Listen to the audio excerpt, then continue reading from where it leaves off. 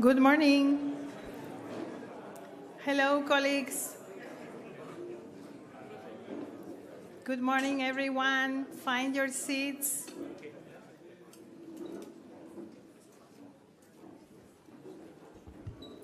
Thank you. It's always hard to ask you to be quiet when we are greeting everyone that we like and love to work with. Welcome, everybody. You are at the Global Taskforce Day of the United Cities and Local Governments Retreat 2026. Unbelievable, 2026 already, right? Time flies, and it flies in a way that we might not like too much. But today, we are going to be focusing on what we think are opportunities. And before we start the proceedings of the day with the welcome of my colleagues from the Global Task Force, I would like to give a little bit of background so that those of you that are joining us for the first time in a UCLG retreat are aware of the type of meeting that you are coming to.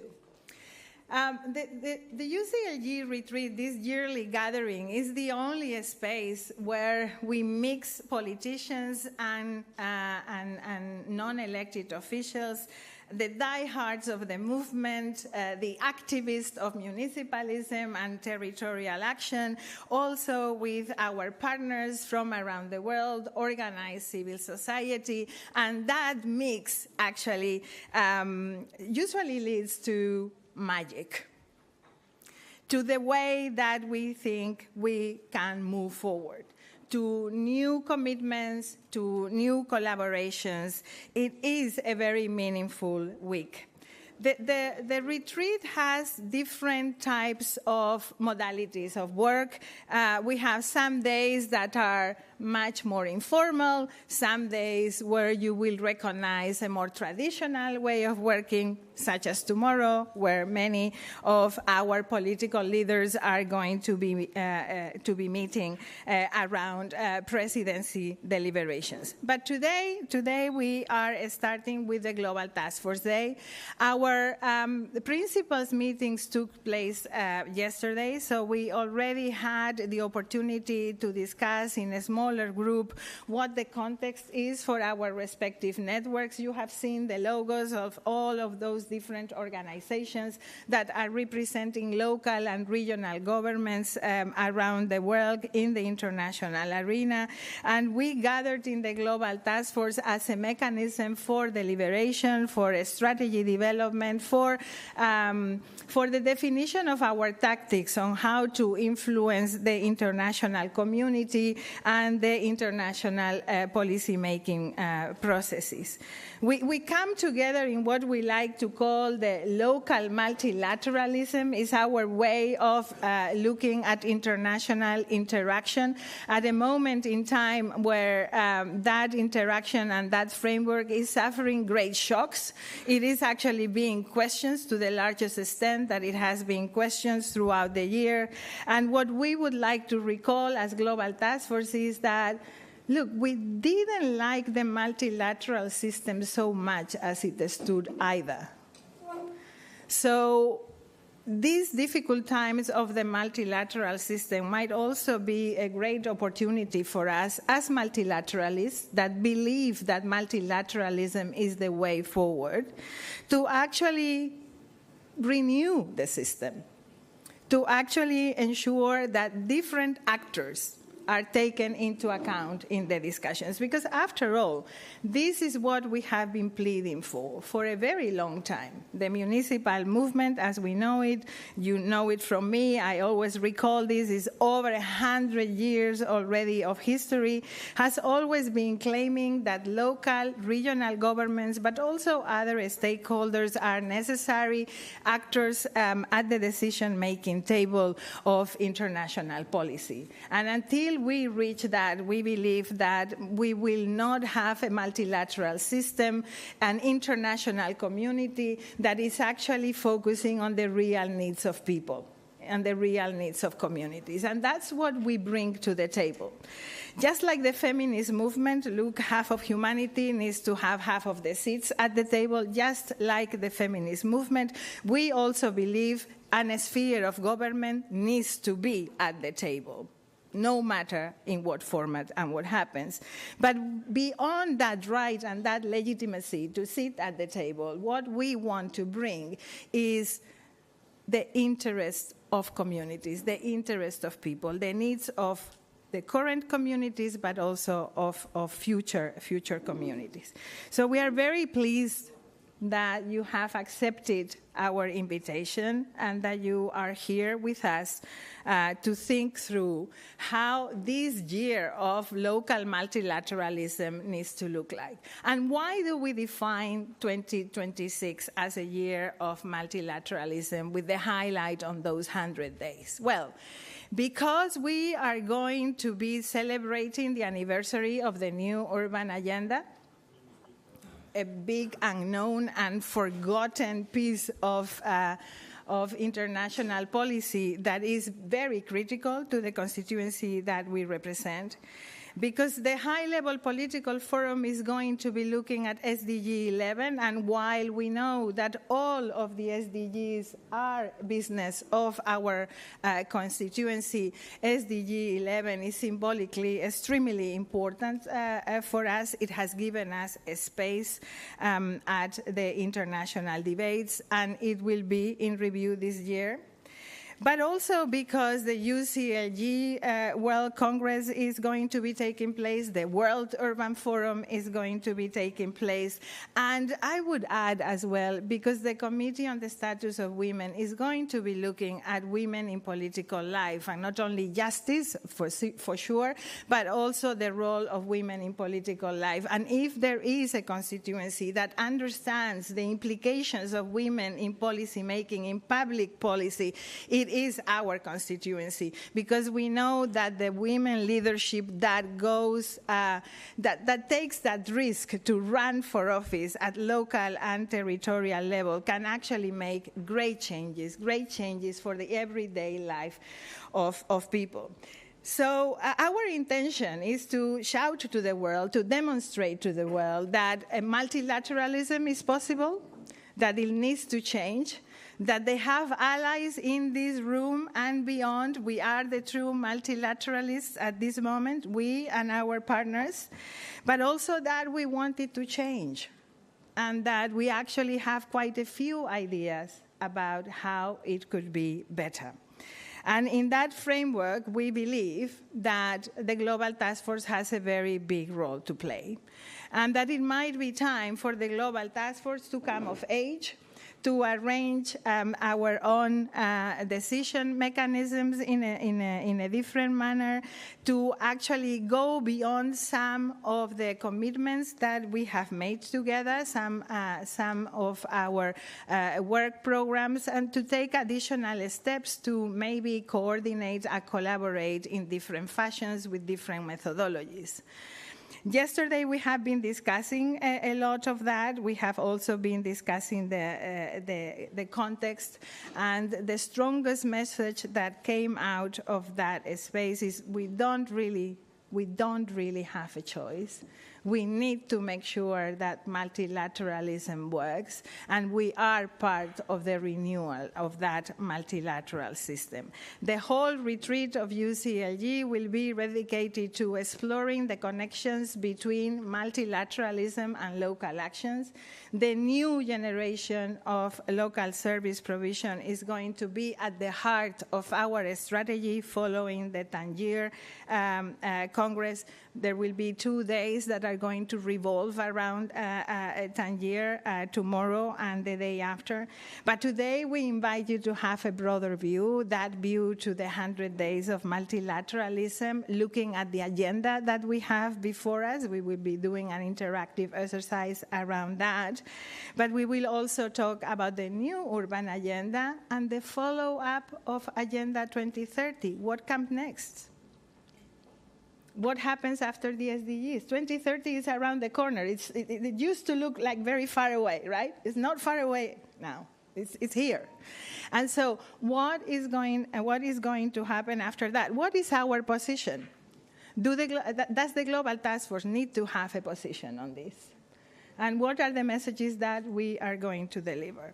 So that's what's on the menu, but because we are flexible, the menu is able to change in this retreat, and so it is in your hands to actually intervene and actively participate. Before I give the floor to two dear colleagues and founders of the Global Taskforce, Gino van Weging and Lucy Slack, that will do also their introductory remarks, allow me to recall that 4 years ago, we were together in a meeting like this when Ukraine was invaded, and that really put our movement to the test.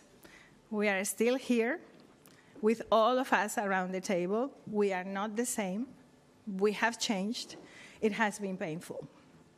Allow me to also recall that the women of Afghanistan cannot go to school, and that is something that is changing the world, and not them only.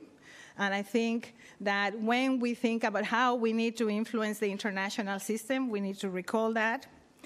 And of course, I cannot kick off these 100 days of local multilateralism without thinking and expressing our solidarity with the people of Palestine, but also with all of those peoples that are facing conflict and those that are looking for a better life crossing our land and our oceans.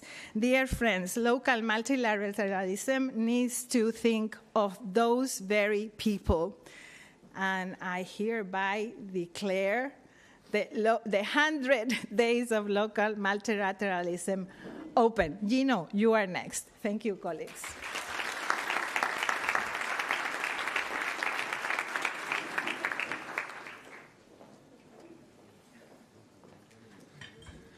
Thank you very much, Emilia. Good morning, ladies and gentlemen. It's a real pleasure for me to address you here today at the Global Taskforce meeting. My name is Gino van Weging. I am the Secretary General of ICLE, Local Governments for Sustainability. We work very closely with around 2,500 cities and regions around the world to implement a better and increased and more efficient sustainability agendas in those local areas. And we do that in two main ways. At the one hand, through very concrete project implementation with those local governments at the one hand, at the other hand, to represent their interest at international arenas where the sustainability agendas are being discussed. We are also part, and very proud to be part, of the Global Taskforce. Since many years, we're a founding member of the Global Taskforce, and I think at that time it is fair to say that the Global Taskforce was a way for us as individual networks of local and regional governments with different agendas to work on, to come together and to bring our efforts together and work together in a collaborative way. That, I think, is very important as we speak and see what is happening in the world today. Some of our networks that are working with local and regional governments on a number of issues are actually under attack. We see a decline of democracy, and we may actually be outraged by the things that are happening in the world today. But that means also that we need to come together even more than before and to bring the pieces of positivism that we have in us together as a larger basket of positive ways and looking forward. So we need definitely to look into ways of how can we increase our campaigning efforts together on some of these issues in particular. And ICLE, in terms of the largest global network for sustainability, is very happy to work on that perspective within the various areas of sustainability, and in particular the Rio Conventions on climate change, on biodiversity and desertification, just to name some. As a constituency representing local and regional governments here today, we must recognize that the changes that are happening are indeed very deep going. And as Emilia also said, multilateralism is something that we stand for. We think it is good to have international cooperation and to find, in a peaceful way, solutions to global problems. As such, though, this multilateralism needs also to have input from a multi-level collaboration piece, and there is where local and regional governments must come into that perspective. We believe that through cooperation amongst local and regional government leaders, it can be of help to those nations that seek to do the same with the international local leaders. So, as such, we think here at the Global Taskforce that the various initiatives that are on the table, there is, and we will hear more about it today, the United Nations 80 initiative, for example, is an initiative that we think is essential to be engaged in and to ensure that local and regional governments are well represented and not being overlooked. We think that it is important to seek mechanisms to have a more permanent seat at that table, and in particularly at these times that we are having now today, where some national governments are taking measures that risk to determine or undermine our core democratic principles. In this context, we think that we have to continue to uphold and advocate for the spirit of the Article 55E or the Action 55 of the UN Charter, which lays the foundation for peaceful and cooperative relations amongst nations and their subjects. Furthermore, we think that and want to work towards finding synergies between the three Rio Conventions and the work, the implementation that local and regional government leaders are undertaken within these conventions. A number of actions are being undertaken successfully that we have achieved over the last 10 years, 15 years, but they are still very much siloed within the convention. In order to address climate change, biodiversity, and desertification, we need to look into the interlinkages that are the causes for those global problems, and from there seek synergies amongst these three areas for better and coherent solutions agendas.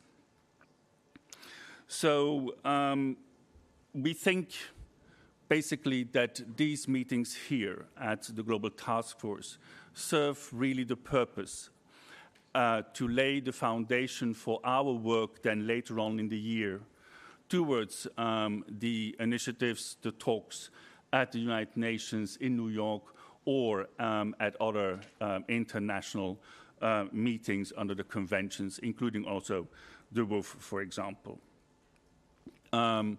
We think also that and would endorse that the way of how the Global Taskforce is working, and in particular the networks that are part of the Global Taskforce, come together, continue to come together, but seek ways of coming together in a better and more efficient way, and maybe also in a more regular way. So we look forward to have these discussions, as you, Emilia, were also saying. The Global Taskforce is coming of a certain age, which is a good moment also to reflect on ways of how we can increase our collaboration, especially in these moments that we are facing today. With that, ladies and gentlemen, I would like to wish you all a very good and fruitful day and days of discussions amongst all of us. Thank you very much.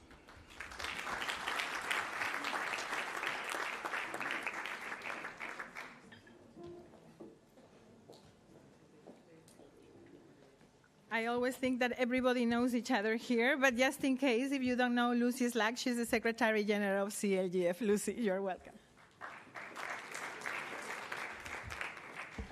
Thanks, Amelia. And colleagues, it's great to be here again at the Global Taskforce Day of the retreat.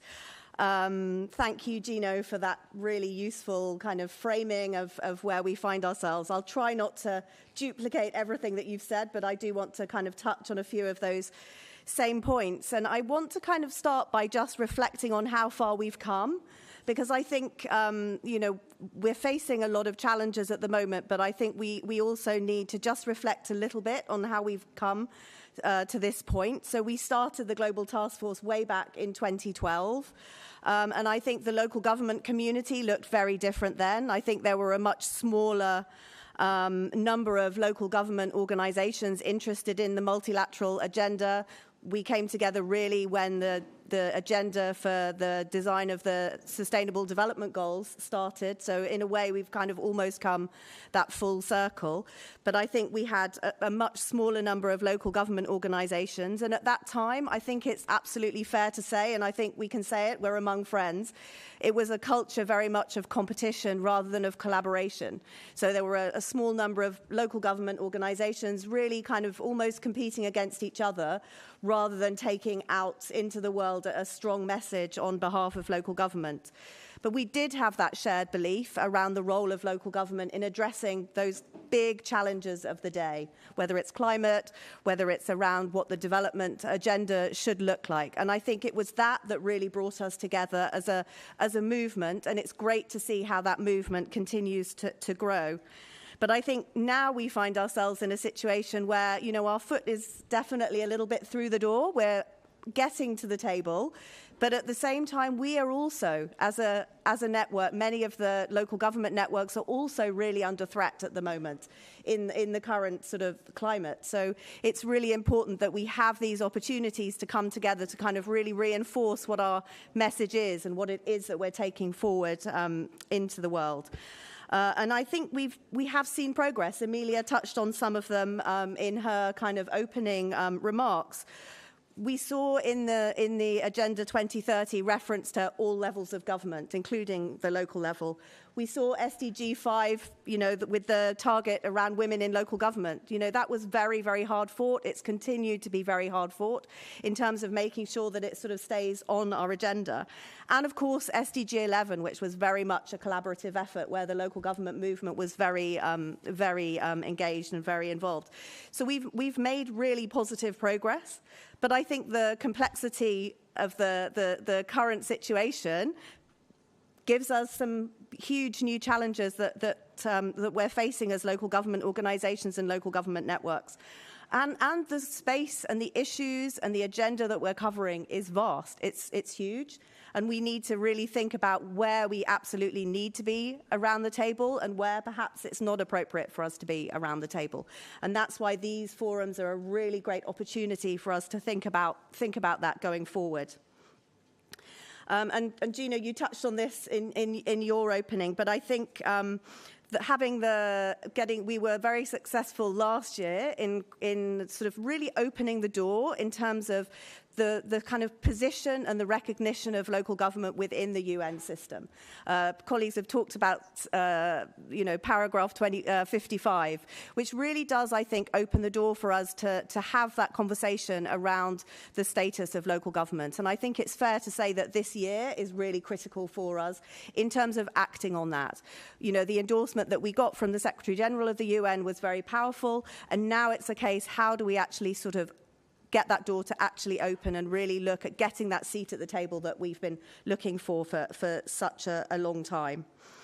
And then I also want to just raise, we could talk about many things, but I particularly want to also remember last year the important conference in Seville around financing for development, because we talk a lot about multilateralism, we talk a lot about the role of local government, but we also know that in many countries local government's under huge threat in terms of re-centralization, and in the current economic climate particularly, resources are very scarce, and for local government to be able to do the job that it has to do, we really need to look at how we can bring those resources to the table. So I want us to also remember in our conversations today that kind of like third, if you like, the third pillar of the stool, which is the very important financing agenda and what that means for local government moving forward. And then maybe just in closing, I think we have a great opportunity, given the year of multilateralism that we have ahead of us, given the kind of commitment to creating more of a kind of like a campaign around the 100 days of multilateralism. I think we have a really important opportunity for a little bit of a reset of the Global Taskforce to really think about how we kind of position ourselves most effectively to be able to have the kind of impact that we're looking for. Maybe decide which rooms we should be in, but possibly which rooms we shouldn't be in, and how we really sharpen our efforts to put that kind of principle around local development and local leadership really at the heart of the agenda going forward. Alongside, of course, that sort of development finance piece. And for me personally, I really feel that we need to kind of tackle this challenge around multi-level governance and what that really means, and where local government sits in that, and how we can bring governments on board to really think about making the kind of multi-level governance that we all talk about an absolute reality on the ground. So really, just in closing, thank you. I'm really looking forward to the sessions today, to the opportunities to have more of these discussions. It's an incredibly important day in our kind of like local government calendar. Huge thanks to UCLG for all the hard work that goes into organising it. It's greatly appreciated. Thank you.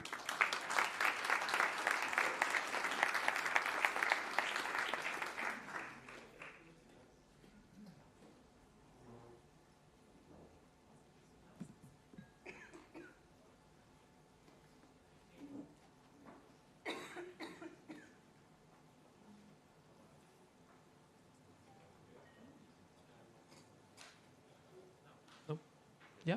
Hi. Thank you. Hi, everyone. Good morning. Thank you, Emilia. Thank you, Lucy. Thank you, Gino. Well, we will open now the most interactive part of this session. And the idea of this session is to actually present what these 100 days are about. And we are talking about a series of events. We've heard Emilia going through some of them. We will have the World Urban Forum. We will have the UCLG Congress. We will have not only the HLPF, but also the review of SDG 11, the last review of the SDG 11 before 2030. And finally, we will have, as you know, the high-level meeting on the 10th anniversary of the New Urban Agenda. But it's not only about these events. It's about how do we create a political momentum around them that it's cohesive and that allow us to present a united voice when we go to these places. What we want to present today, and for this I will let my colleague Maria Alejandra to guide you through the dynamics of the session, is to identify not only the milestones, but also who is going and who is interested in going to some of these places. Because one of the key of a moment of that many events is to also understand that it's not about everyone going to everywhere. Joining forces will be about being selective, understanding that we need to join forces, but do not replicating others' efforts. So what we want to do with this exercise today is to present the events. You will have a series of pitches by some of our colleagues that will be leading and having a relevant role in these processes, but also identifying who will be joining. So we do not, let's say, overstretch our efforts in a period that have that amount of events. Of course, the events of the year will go beyond these 100 days. The 100 days of local multilateralism symbolically will start on the 21st of April, which is the Global Day for Creativity, and will end by the end of July when we finish the high-level meeting on the New Urban Agenda. But for sure, we'll continue after that, and we'll begin before that with CSW in New York in March. So this is, in a nutshell, we will now proceed to explain you how this will go and how we will become a room that tries to interact with each other, with the different pitches, but also with interactive methods, both online, but also in your tables. For this, I will give the floor to my colleague, Maria Alejandra Ricofaya, who is the head of programs at UCLG. Thank you, Albert. Now you hear me? Thank you. How are you? Good? So, I don't know, I guess you are very familiar with trains, right? So, this is pretty much what we're going to do. We're going to go in a journey in a train. So, I just want you to see up there that you see there is a line of different milestones at different events. This is not just, I would say, review this list. This is about mapping the multilateral cycle that we are going to be doing as a network in this year, 2026. So we are using pretty much the metaphor of the sharing train as a way to structure this conversation. So this is, as you see, this is different events, but they are interconnected. And actually, what we are here to today in this dynamic is to see how are we bringing things to these different events? How are the different synergies, as Albert was mentioning before, and how can we actually move this train around? So, as I was saying, the first screen is seeing where we're going, the different milestones, and then on the second, on the other screens that you're seeing over there, what we're seeing is we want an exercise where we want to capture how and what are we bringing to these events. So I'm just going to give you some minutes so you could see it. This is how we are going to be working. So beyond the metaphor of the train where we are all going together, this is a practical exercise. As Albert was saying, this is about identifying our synergies across the processes and how to actually use them as a tool for the alignment. So you see that these different milestones represent or will involve different constituencies, different partners. They are about different political agendas. But if we see them isolated, maybe we kind of get into the risk of fragmentation. So what we want to call you today is actually to see them and to see how we can align ourselves among them, with them, for them. And actually, because we truly believe in this network, there is a power for us to strengthen our collective power, our collective position, and for sure, our programmatic coherence across the year. So how is the sessions going to be? First, we're going to start with different pitches. Each of the milestones we have, each of the station, we have a person that will explain a little bit how it goes. So it will explain what it is, when there is, the objectives, the outcomes, but most importantly, where local and regional governments are actually engaging significantly. And after a cluster of sessions, we are going to stop a little bit, and we're going to pause intentionally to see who is boarding the train with us. Who are you bringing with? Are you bringing different alliances? Are you seeing that a lot of your other colleagues are maybe going? What commitments can we push forward? What messages do we want to these specific milestones and events have? And also, what are we bringing to this collective cargo in this year? So, as I was saying, we are capturing these ideas in two ways.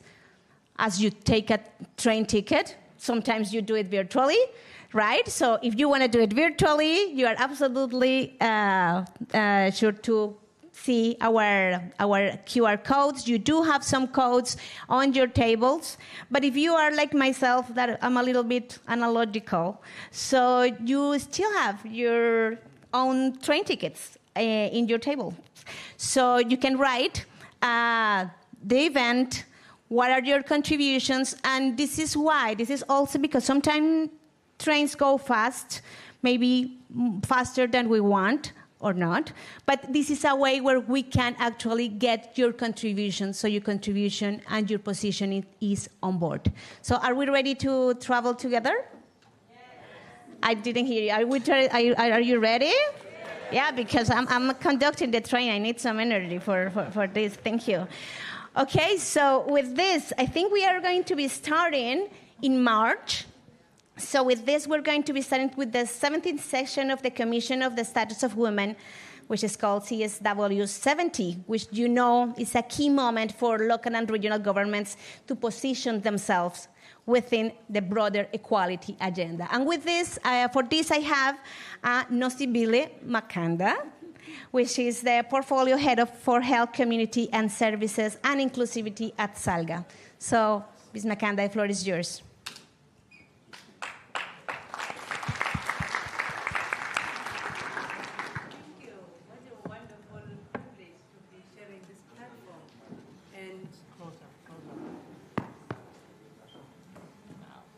Yeah, is it? Awesome, awesome.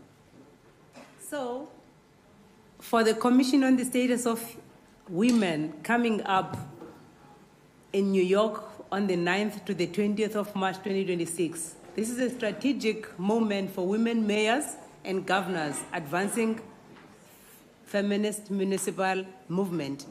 For us, and these are the snippets on the tables, are the snippets of what the UCLG will be doing in the UN in the CSW 70. This is the 70th session of United Nations Commission on the Status of Women. For us, this is not just a standalone milestone. It forms part of a broader political and institutional trajectory. It builds on the outcomes of the CSW 69, that was in 2025, where the local and regional governments demonstrated tangible progress in localizing the United Nations Beijing's Platform of Action at its 30th anniversary. It follows our convening of the Stockholm alongside the United Cities and local governments Standing Committee on Gender Equality and on Gender Equality, and it marks an early milestone on our roadmap towards the UCLG World Congress and the forthcoming 100 days of local multilateralism campaign. This year's CSW priority themes are access to justice for women and girls, and women's political participation. It sits squarely within local and regional governments' mandates. These are not abstract commitments. They are delivered or denied in our municipalities, in local courts, through community safety initiatives, in public participation processes, and in everyday functioning of public services. Our engagement, therefore, at the CSW 70 is guided by the statement of the Global Taskforce and regional governments, which affirms that equality, justice, and care are fundamental to democracy and resilience. We're pursuing two interconnected objectives. First, we seek to position women, women leadership as democratic infrastructure. As negotiations advance at the CSW 70, agreed conclusions on parity and participation, recognizing of the local political sphere is essential. Democracy is not built on national parliaments. It is sustained in councils, communities, and cities. Women's leadership at the local level is not symbolic. It is structural to inclusive governance. Second, we aim to frame local public services and care systems as justice infrastructure. Access to justice is inseparable from access to safe transport, water and sanitation, community health services, and responsive local institutions. Feminist municipalism demonstrates that justice is delivered through proximity, participation, and public service. In summary, CSW 70 offers a strategic opportunity to strengthen alliances, consolidate shared contributions on equality and women's political participation, and build momentum towards the UCLG World Congress and the 100 Days of Multilateralism. For SALGA and our partners, feminist leadership in local government is not an aspiration. It is practically a pathway to delivering justice, equality, and resilient democracy for our communities. Thank you. Thank you. Thank you so much, Ms. Makanda. So we are going to move forward with another key milestone that we have. I have our colleague Massimo Perino here, which comes from the Local 2030 Coalition, who is going to describe us, as they call it, the local way from New Urban Agenda also for the World Urban Forum. So Massimo, the floor is yours. Thank you. Well, thank you very much, Mariale. Good morning, everyone. Pleasure to be here. So indeed, one of the stations, as we call them for this year, that are key, two of them. First of all, the World Urban Forum 13th session taking place in Baku, Azerbaijan, 17 to 22 May, and then very much interconnected with that is the high-level review of the new urban agenda taking place at the HLPF back-to-back in New York. So just to mention that the high-level review of the new urban agenda is definitely a key moment for the constituency, as we heard in the opening remarks. It's 10 years from its adoption, Quito plus 10, and it's a midterm review. It's halfway into the 20-year implementation horizon of the agenda.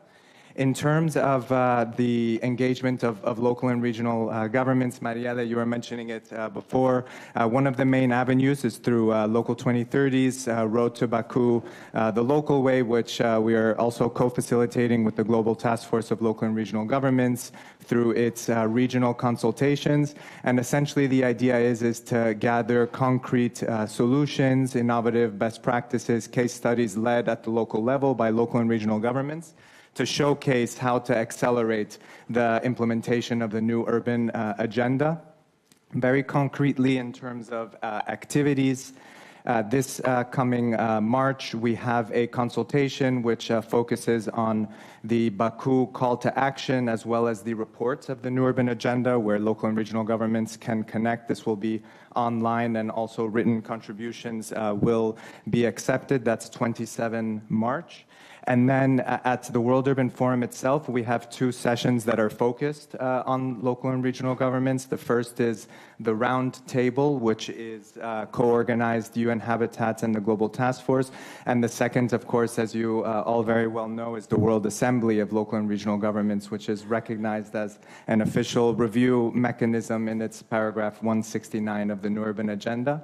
Just finally, to conclude, we also have a track which is engaging with member states, so that will also be important. There is a new urban agenda ministerial meeting at the WOOF, so it will also be key that we discuss this in our deliberations, as there will be a high-level political declaration adopted in July, and that will be released in May. So between now and May, we have some time to also discuss with member states and also engage through that avenue as well. But I'll leave it at that, and if you want to hear more, you can come talk to me and Sebastián Mosel, the head of the Secretariat. Thanks. Thank you so much, Massimo. And now we are going to pause to these two milestones. And if you could please go back to the QR just for a little bit so people can get into. I know that you have already started responding, but just to let you know that this is the QR where you should be responding. So with this, let's see what are the first questions and who is actually coming with us to CSW and who is boarding on this train towards CSW. Are any of you, can I see if any of you are actually coming or are actually bringing something? Great, Catherine. So maybe you can tell us a little bit on your contribution.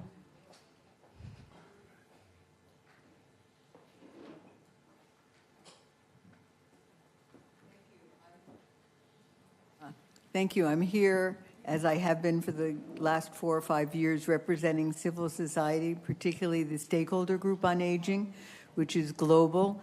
And I live in New York City, so it's very easy to attend both in person and online. And as many of you know, I take extensive notes, so I'm happy to share them. I will with UCLG to pass on as you wish. But we will be particularly interested because one of the not primary themes, but I think upcoming or secondary themes is on older women. And quite frankly, we have advocated for years to even get UN Women to deal with us older women. And finally, we have a tiny foot in the door. So any of you who represent older women recognize that this is a real opportunity. Thank you so much. So I see our colleagues of PSI who have actually contributed in the Mentimeter. So you wanna give us your contribution. Good.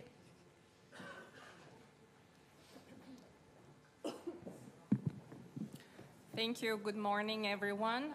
Yes, it's just to make the point that PSI, Public Services International, the Global Federation of Workers in Public Services, contributes on a regular basis to this forum, and we usually bring a very large delegation, including members of our WOC, the Women Committee of PSI, which is a global body. And our delegation is part of the larger delegation of the global labor movement, which is coordinated by the ITUC, the International Trade Union Confederation. And in the past, our organization has worked collaboratively with UCLG during your events and days. It's actually another branch of our team that works on that. So we are not directly involved, but we always do the liaison. Thank you. So thank you so much. I see a little bit of pattern here in the Mentimeter that said that there are people attending, people bringing missions, also people organizing different panels, and of course participating in the different UCLG-led events that we're going to have. So thank you so much for coming to us with UCLG and for all of us to the CSW. So let's move for the next question. And we would like to know now, what would you like to contribute to the local way of the World Urban Forum and the New Urban Agenda midterm review? So it's basically the same. Emilia, please. Yeah, thank you. Thank you, Maria Alejandra and colleagues. I just wanted to reflect with you a little bit, because when we discussed this with the team, when you start discussing things as events, you are actually mixing things that we need to make a difference between.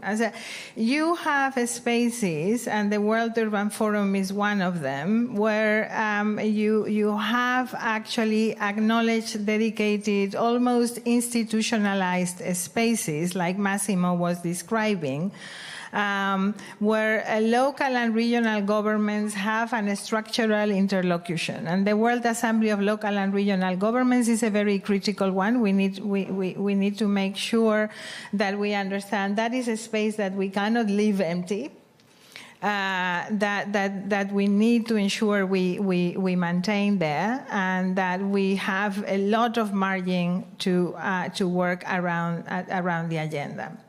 Then you have the CSW, and the CSW is a space that is not conquered. I mean, it's quite impressive what we mobilize every year. Very, very interesting and diverse delegations of political representatives, and I see the president of Nouakchott, our co-president and president of our Committee on Gender Equality, Fatimetou Abdelmalik.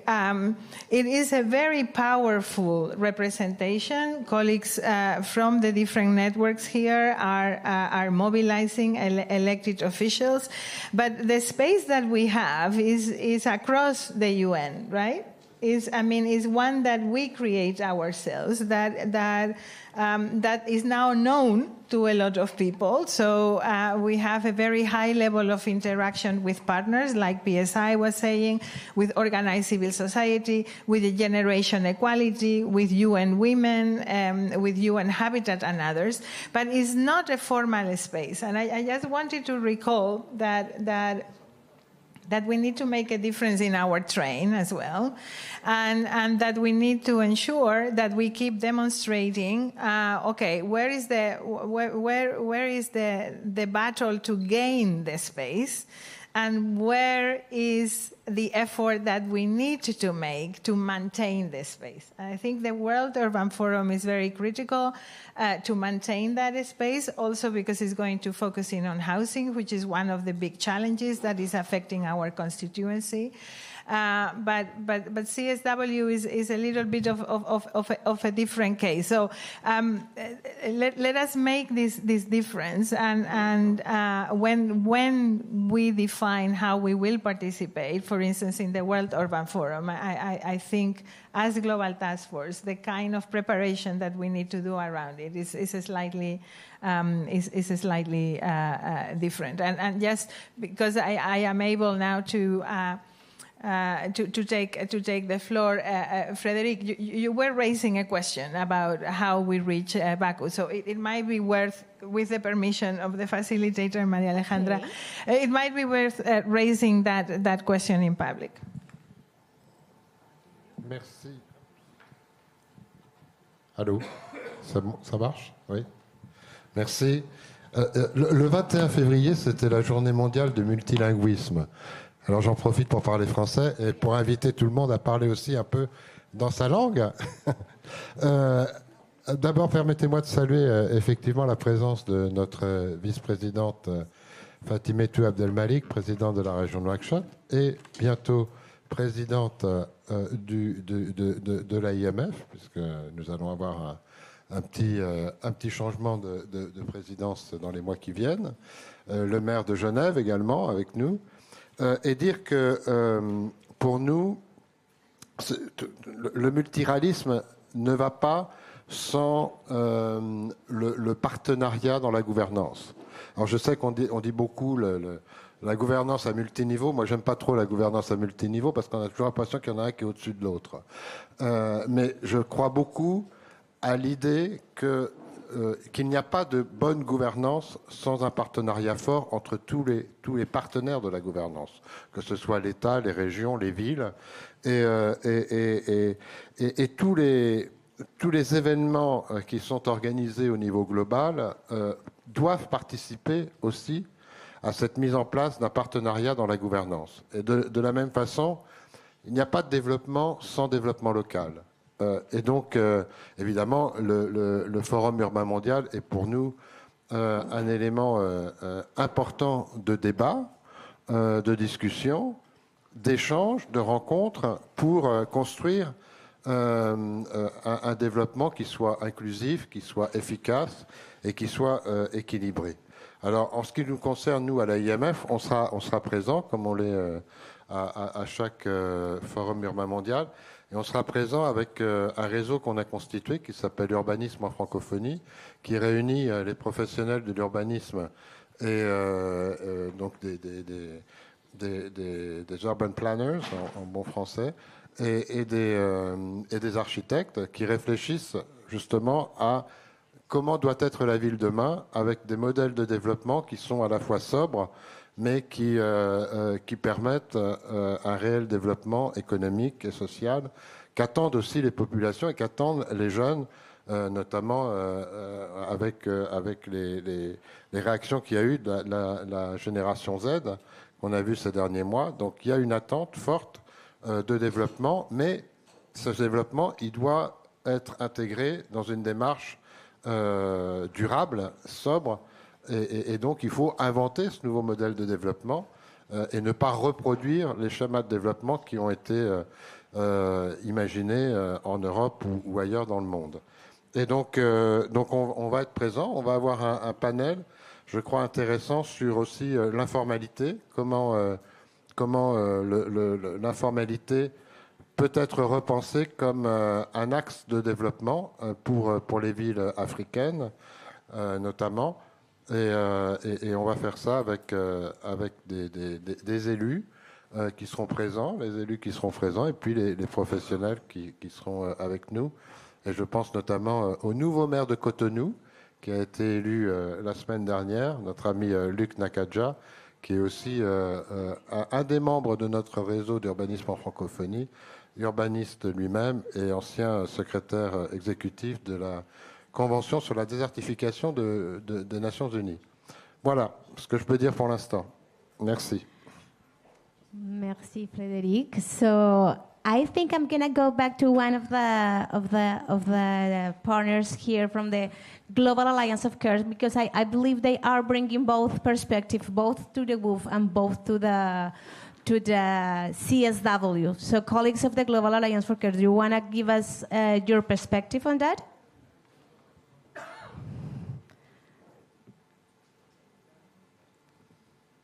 Yes, no? Apparently no. So, okay. So I think we could move a little bit more farther in the train to other different stations. So for this, I'm going to switch to Spanish.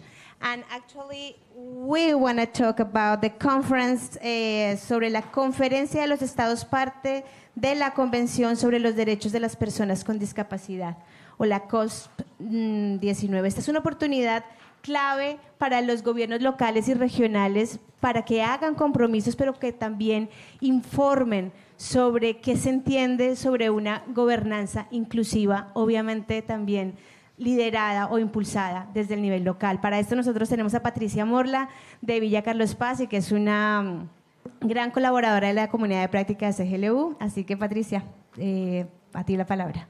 Muchísimas gracias, buenos días. Bueno, voy a hablar en español. Los gobiernos locales mantenemos una vinculación directa con la ciudadanía y sus múltiples realidades. Por ello, y en el marco de la Agenda de Cuidados y Apoyos y de la Agenda de Ciudades de Derechos Humanos, nos encontramos ante la oportunidad de renovar los espacios multilaterales a fin de promover los derechos de las personas con discapacidad. Las personas mayores y sus familias. A través del trabajo que llevamos adelante desde el Congreso de Durban, con el apoyo constante de las ciudades miembros de la red en la comunidad de prácticas de accesibilidad, nuestros gobiernos locales realizan enormes esfuerzos para convertir sus regiones en lugares resilientes, accesibles e inclusivos. Nuestra participación en la Cumbre de Discapacidad realizada en la ciudad de Berlín en abril del 2025 fue el resultado de la dedicación y del compromiso de este equipo, y el reconocimiento obtenido en tan importante evento nos señala que estamos en condiciones de continuar trabajando en forma colectiva de la mano de los socios de Estados miembros y de las organizaciones de la sociedad civil. Tenemos por delante desde el 9 al 11 de junio la Conferencia de Estados Partes sobre los Derechos de las Personas con Discapacidad, donde participan los representantes de países que han ratificado la Convención, organizaciones no gubernamentales y la sociedad civil para supervisar la implementación de la Convención sobre los Derechos de las Personas con Discapacidad, discutir temas relevantes para la inclusión y realizar el intercambio de experiencias. La conferencia es un espacio crucial para avanzar en la promoción de los derechos de las personas con discapacidad a nivel internacional.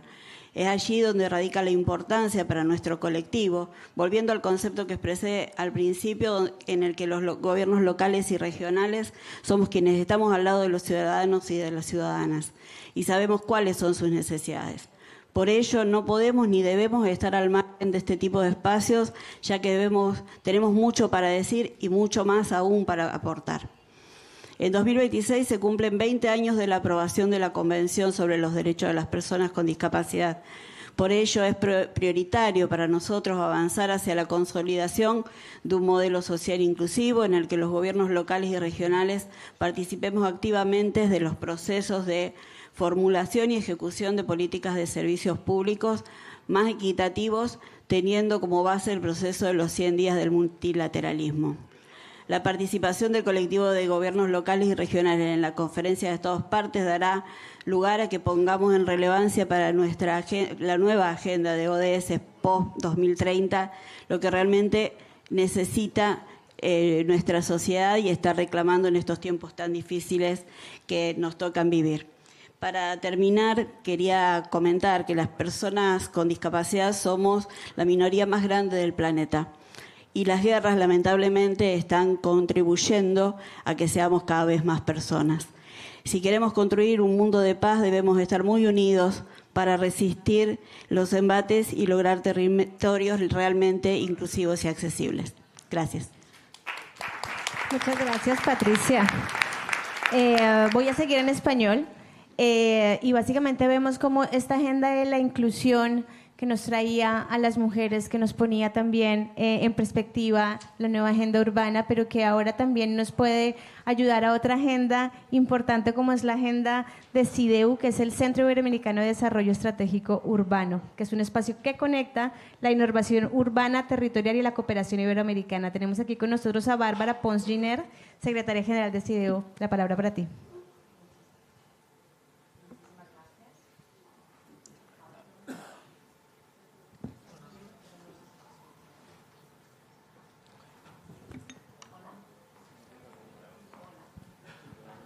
Más fácil. Muchísimas gracias y la verdad un lujo participar de este tren, ser una de las paradas de este fantástico tren de los gobiernos locales y regionales que está impulsando el multilateralismo en un momento crítico a nivel geoestratégico, pero que los gobiernos locales, como no podemos pararnos, tenemos la presión, la demanda, las necesidades de los ciudadanos tan cerca, tenemos que seguir impulsando la colaboración y el multilateralismo en generar espacios para la calidad de vida. El Congreso del CIDEU es el gran evento anual, es el número 28 que celebramos este año en la ciudad de Cuenca, Ecuador, del 15 al 17 de julio. Tenemos aquí representantes de la organización del Congreso. Y va a ser un congreso en el que tenemos muchas esperanzas puestas. Tomamos el testigo que se ha comentado anteriormente de la temática de la financiación global. CIDEU es una red que ayuda a los gobiernos locales a generar estrategia urbana, a generar visión multiescala y multitemporal, a escala de barrio, a escala de ciudad, a escala metropolitana, y en el corto, el medio y el largo plazo. Pero sobre todo ahora nos queremos centrar en este congreso a transformar estas visiones en realidades, cómo vincular estos proyectos, estas ideas que tienen los gobiernos municipales en proyectos financiables. Queremos acercar, explorar, mejorar la capacidad de los gobiernos locales para acceder a financiación en un momento de alta complejidad y de rotura de muchos vínculos y muchas fuentes de financiación que existían no hace tantos meses. Pensamos que es un tema que va a ocupar nuestras agendas e invitamos a todos los participantes y representantes en esta sala a compartir esta agenda de cómo financiar los proyectos que realmente transforman las agendas de los ciudadanos. Sin más, explicarles brevemente que CIDEU es una red que tiene ya más de 30 años de historia, que tiene la sede aquí en Barcelona, una red de ciudades iberoamericana que trabaja todos los temas relacionados con acción climática, vivienda y espacio público, gobernanza metropolitana, que es un tema en el que estamos también poniendo mucha énfasis, movilidad e innovación para precisamente transformar los espacios y el conocimiento alrededor de los proyectos urbanos. Y sin más, invitarles a los que estén interesados a unirse a nosotros en el mes de julio en Cuenca, Ecuador. Muchas gracias. Muchísimas gracias. Bueno, miremos un poco qué nos han contestado y cómo ha sido o cómo ven ustedes estas sinergias entre los diferentes eventos. No tiene que ser solamente dentro de los dos últimos que escucharon, pero puede ser también de todos los eventos que hayamos escuchado. ¿Alguno de ustedes quiere decir algo? Do any of you would like to see or would like to comment on the synergies that you see? Do any of you see that there is any room for coordination? Apparently, we're very... Lucy, thank you. Thanks very much. And I don't want to kind of overcomplicate where we are. I think there's a, I think, but I do just want to put this additional event on the table because it's a region that I think doesn't get much profile, particularly when we're talking about urbanization. And yet, the challenges of urbanization are huge in the Pacific. Small numbers of people, but huge challenges, particularly linked to the climate crisis and the challenges that they face as small island states. And in March, so 24th to the 26th, and the reason why it doesn't appear, I think, on the train station is because the dates have literally just been confirmed. The government of Papua New Guinea is going to be hosting the Pacific Urban Forum. And it's going to be a really exciting opportunity to bring together a whole group of stakeholders, from government ministers, local government practitioners, civil society organizations, private sector, and a large number of academic and research organizations that are active in the Pacific region. ICLEI, CLGF, we're both involved in the kind of organizing of the Pacific Urban Forum. And because we don't often hear about what's happening in the Pacific at the Global Taskforce meetings, I thought it was really important just to put that one on everybody's agenda, and we look forward to kind of sharing the outcomes with everyone after the forum has taken place. Thank you, Lucy. Thank you so much. We will now move forward to the next event that we want to present and share with you, which is, as I was saying in my initial remarks, a very special one, given that we have the review of SDG 11 and the last review in this 2030 agenda. I will start talking about the HLPF and presenting in particular the report on that SDG 11 that will be introduced by Álvaro Soldevila. I will go again to the central circle. He is the lead of programs and resilience practice in Resilient Cities Network, one of our dear partners in the Global Taskforce. Álvaro, whenever you're ready, the floor is yours. Thank you. Thank you very much. Bon dia, buenos dias. I'm going to speak in English. So I had my pitch for today, but after listening on the conversations, I think I'm going to go a bit free solo. It's more interesting. Also, it's risky, but last week I watched this movie that's now in the cinemas. It's called, I'm going to translate it, it's The Good Valley. It's from José Luis Guerin. It's a Spanish filmmaker. Maybe you know him. It's a beautiful, beautiful documentary about a neighborhood in Barcelona. It's called Baibona, the neighborhood. It's in Novares district. It's a northeastern side of Barcelona, kind of in the periphery of the city. It's a neighborhood that is nested by highway. There's a railway as well. And it's a neighborhood that's been lacking public services for many years. And it follows a story of different people that live there, right? Like from different ages, different aspirations. I really recommend you, not only for the beauty of the images, but also I think here we are all urban planners, lovers. I think, and it's really interesting to see the interaction between like the public policies that are happening there and the lives of people. In this documentary, there's an interesting moment. And it happens like an hour after you're following lives of the people who live there, the neighbors.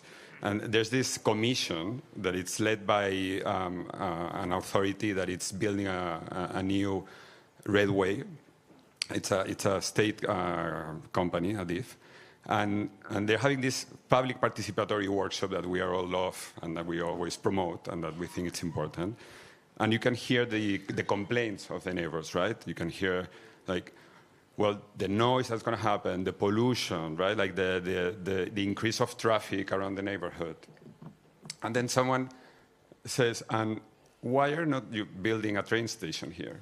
Right? Like it doesn't make sense for us. And you can see the faces of all the engineers. They're not having an answer, right?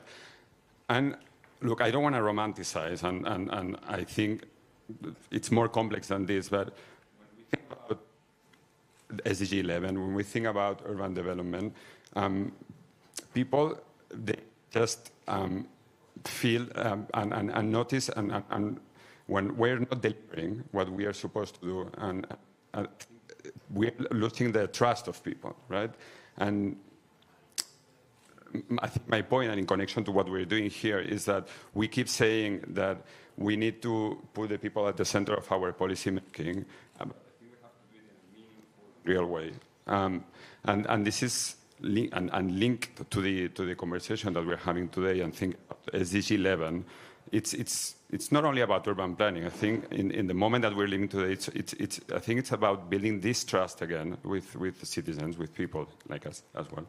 And I think it's it's about equity as well. It's about democracy, and I don't want us to forget that. I think it's important in the process that we are having, and this year it's key, and I think it's a key moment at the highest level in terms of policy making. But we should not forget the implications and the impact of those conversations as well. Thank you. Thank you, Alvaro. Thank you, Alvaro, also for reminding us that link between the different policy agendas that are all intertwined, and especially this year, talking about World Urban Forum, talking about SDG 11, in the end, to a great extent, is talking about housing, is talking about affordability, is talking about public services, and this all connects to rebuilding trust. And the way from our constituency to do this job and to rebuild also local democracy is through that provision of services that intertwines all the different agendas that you are bringing. So thank you so much.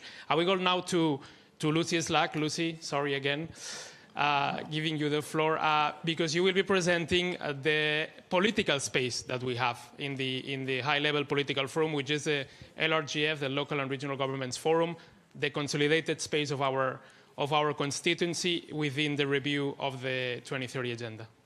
Thanks very much, Alba. Can you hear me? Yeah, there we go. It kind of creaks into action. So you would expect me to say this, but this is like one of the most important stops on the train line, I would say, for local and regional governments. You know, I hate to have to claim it, but I think it's a very critical moment for us, and an even more critical moment for us this year, given the kind of the big major milestones that there are in the international sort of decision-making kind of agenda for 2026. So it's the 14th and the 15th of July, and traditionally local governments have convened around the high-level political forum for a number of years, really looking at what local government is doing to localize the SDGs and to really articulate clearly what local government's role is in delivering the Sustainable Development Goals, and really demonstrating by bringing our political leadership together the role that local government is playing in delivering on the Sustainable Development Goals. It's a gathering particularly for our politicians. It's a very important political space. It's a meeting that happens inside the UN, and it's taken us a long time to be in a position where we can hold a meeting inside the UN. So, I mean, it's a very important date in our calendar because we are right at the heart of the UN. And I think I would say that this year is really critical for a number of reasons. Obviously, tracking the Sustainable Development Goals that are under review. Others, I think, are going to be talking about those, but it's number 6, 7, 9, 11, and 17. Critically, I think it's a crucial moment for us in terms of paragraph 55, because it really is our kind of moment with our political leadership at the heart of the UN to be able to really push this agenda forward. Although obviously there'll need to be a lot of preparation in advance of that. It doesn't happen when we're there. That's our kind of moment. So I think remembering that kind of lead-in period is really crucial. And of course it is where we'll have an opportunity to discuss the new urban agenda review. And I think I would say it will be primarily politicians. It's an event that we run in partnership always with some of the UN agencies. It's a really important moment to get some of the sort of senior decision makers to our meeting.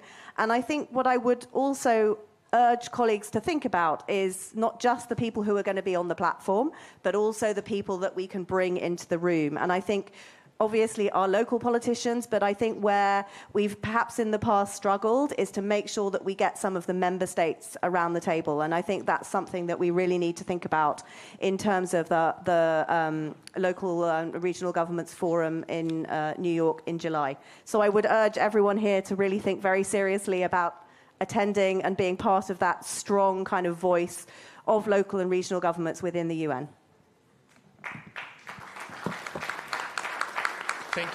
Thank you so much, Lucy. Before we open the floor to see your perspective on the HLPF, let me add as well that as in every occasion that we go to New York in July, we will have the LRG Days, the Local and Regional Governments Day, where we will present our annual report towards the localization of the SDGs. This year, the 10th report. So this is another moment or highlight that I give you to bring your perspective when you share what your perspective is on the upcoming HLPF. I'm looking into the screen. I was seeing some reactions on SDG 11, but colleagues in the room, who wants to share their perspective on how they will be engaging in the HLPF and how do you see it as a political milestone for this year? If not, I can go to the virtual Emilia. Yes. You have your mic? Yes. Yeah, sorry. Colleagues, I encourage you to really go into the conversation, and we don't necessarily need to respect all the pitches, etc., because this is quite a special group that is here. So let us use this opportunity. Allow me to recognize also David Perejil, the Director General of the 2030 Agenda of the Government of Spain, who is with us today, and this is not something minor, because that is about the kind of allies that we need as we build towards this very special high-level political forum. Two thoughts on our approach to the high-level political forum and SDG 11. SDG 11, and I am so grateful, Álvaro, for the way that you have started thinking about what is our approach to SDG 11, because let us remind ourselves that this constituency actually had great doubts whether we needed SDG 11 or not. Because in the conversations that we were having, we were thinking all the SDGs are local SDGs.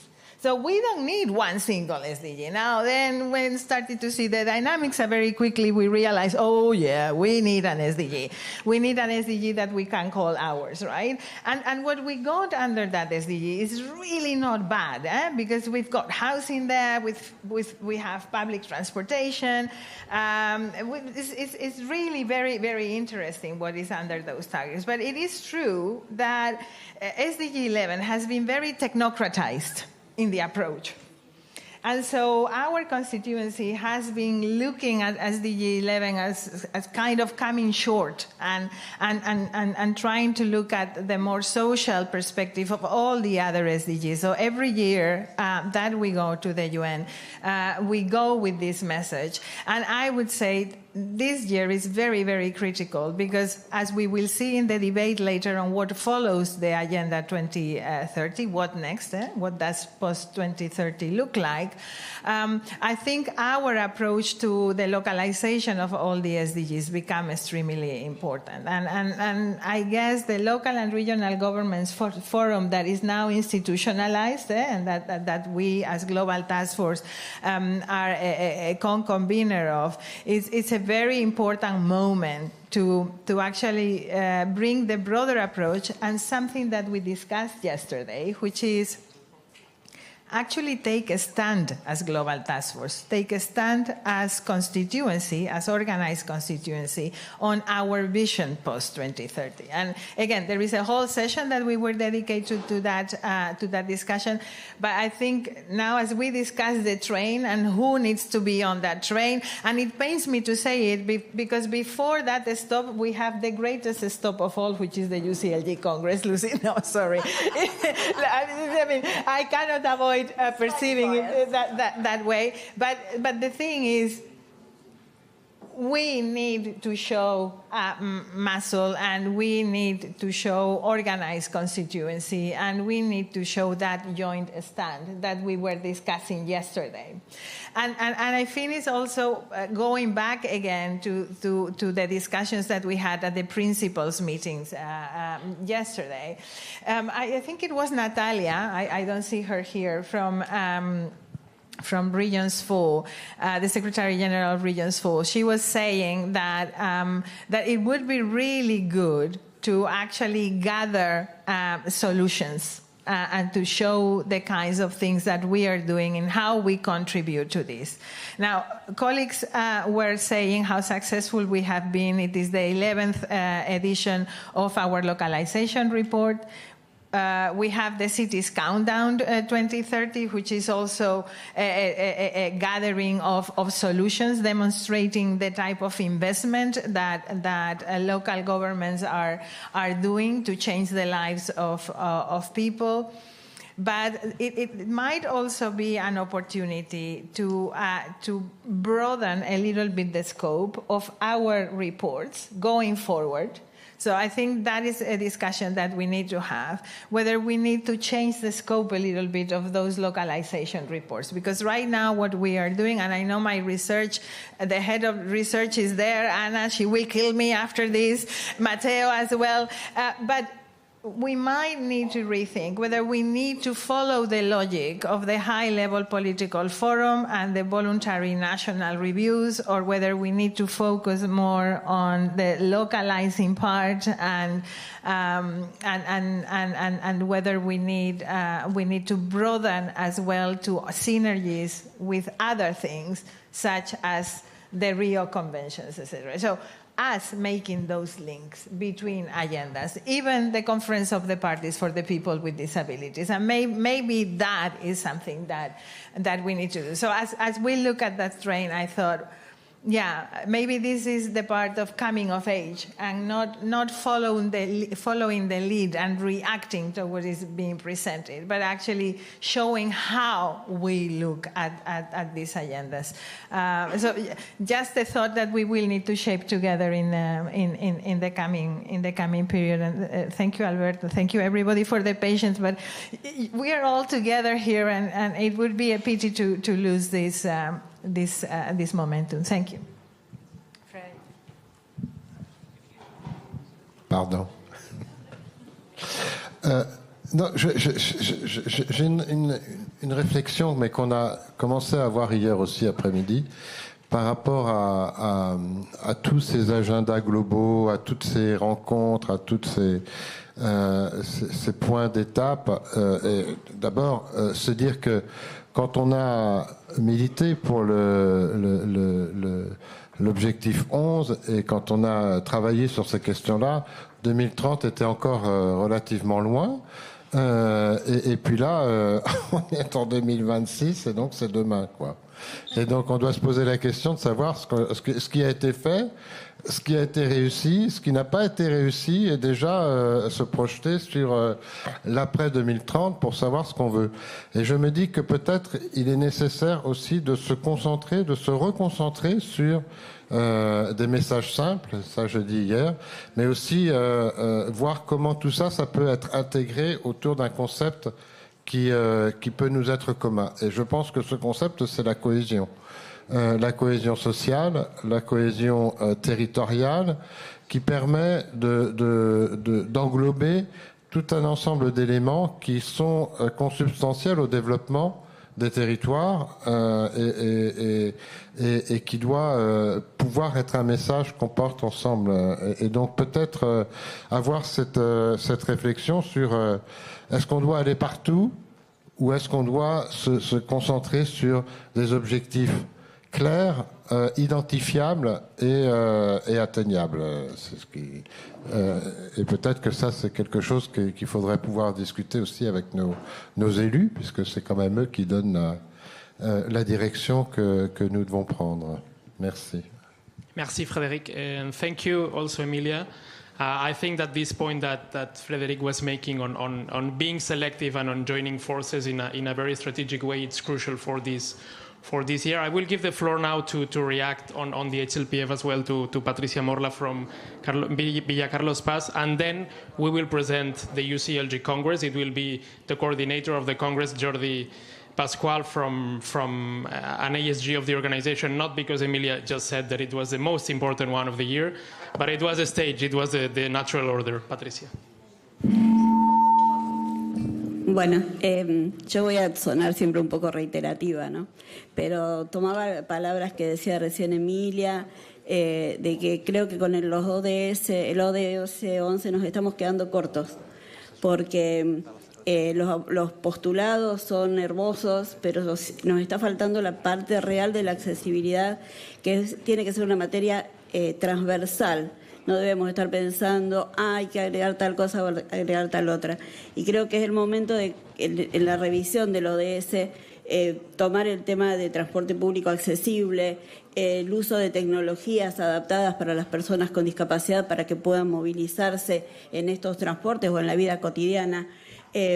Lograr que cuando se hacen programas de vivienda sean programas con accesibilidad y que sean asequibles, porque cuando pensamos de las viviendas, con las viviendas accesibles, pensamos, bueno, a lo mejor alguna persona lo puede necesitar. No, lamento comunicarles, todos vamos a necesitar más accesibilidad en nuestra vida porque Catherine puede aportar en esto. Todos llegamos a una vida adulta donde vamos a necesitar otras cosas para poder desarrollarnos.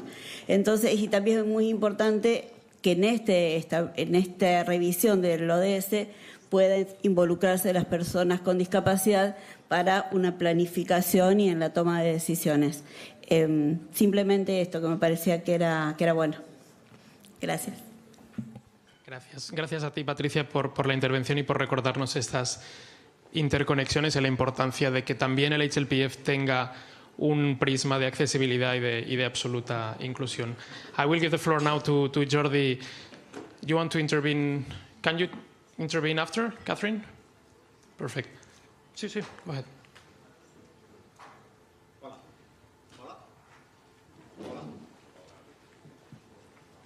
Use mine. Hola, sí. Bon dia. Good morning, bonjour, buenos días. The UCLG Congress, yes, take your train, take your balloon, take your hydrofoil, take your motorbike, take your flight, and come to Tangier, 22nd, 25th June 2026. The space, our Congress, the space for political decision-making. This is extraordinary. The decision-making and the democratic definition of the voice of municipalism. Because we are committed to leave no one behind and no place behind. The time to agree on the solutions. There are solutions to these difficult days we are experiencing. The time to upgrade local multilateralism. With making the local social coalition a reality, with clear commitments on the delivery of public service. 8 priorities you have seen on the screen during the first segment. Climate justice, cultural rights, food systems, housing, public health, local conflict prevention, local finance, and the new essentials, with 3 cross-cutting themes. Care. Care guides the vision for public policies and services. Anti-racism.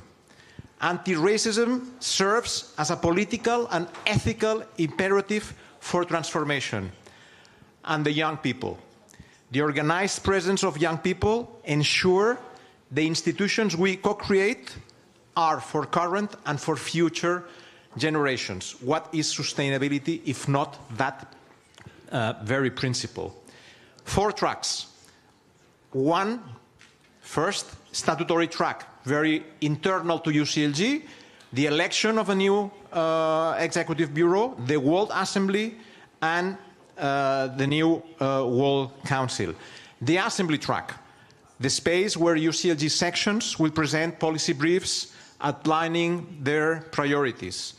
The Town Hall track, the place for international civil society and local regional governments coming together, engaging in dialogue, co-creating new solutions. And the Local for Action track, the space for innovation and collaboration, the space to share for UCLG members and partners the experiences, connected to the networking hub, the learning forum, and the research forum. Where? In Tangier, 22nd, 25th June. Tangier, an extraordinary city, 24 hours a day, 7 days a week. Save the date in your agendas. Be ready to register as soon as the landing page is online. We cannot imagine this Congress without your active involvement. See you in Tangier.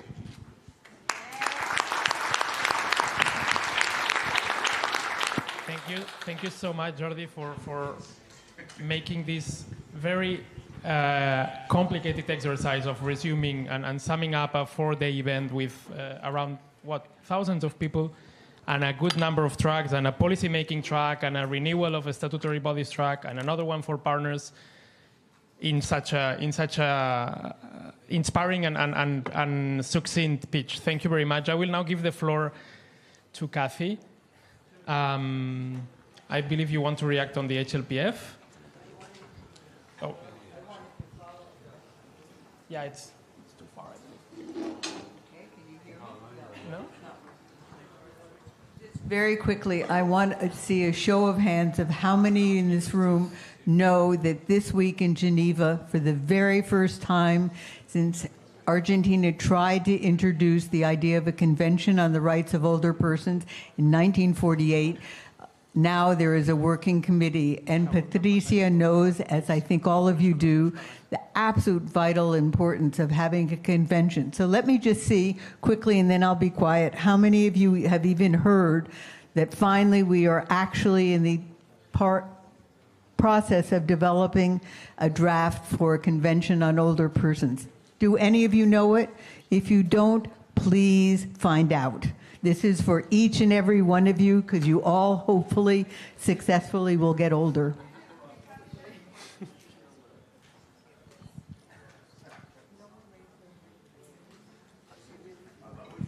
Yeah, thank you.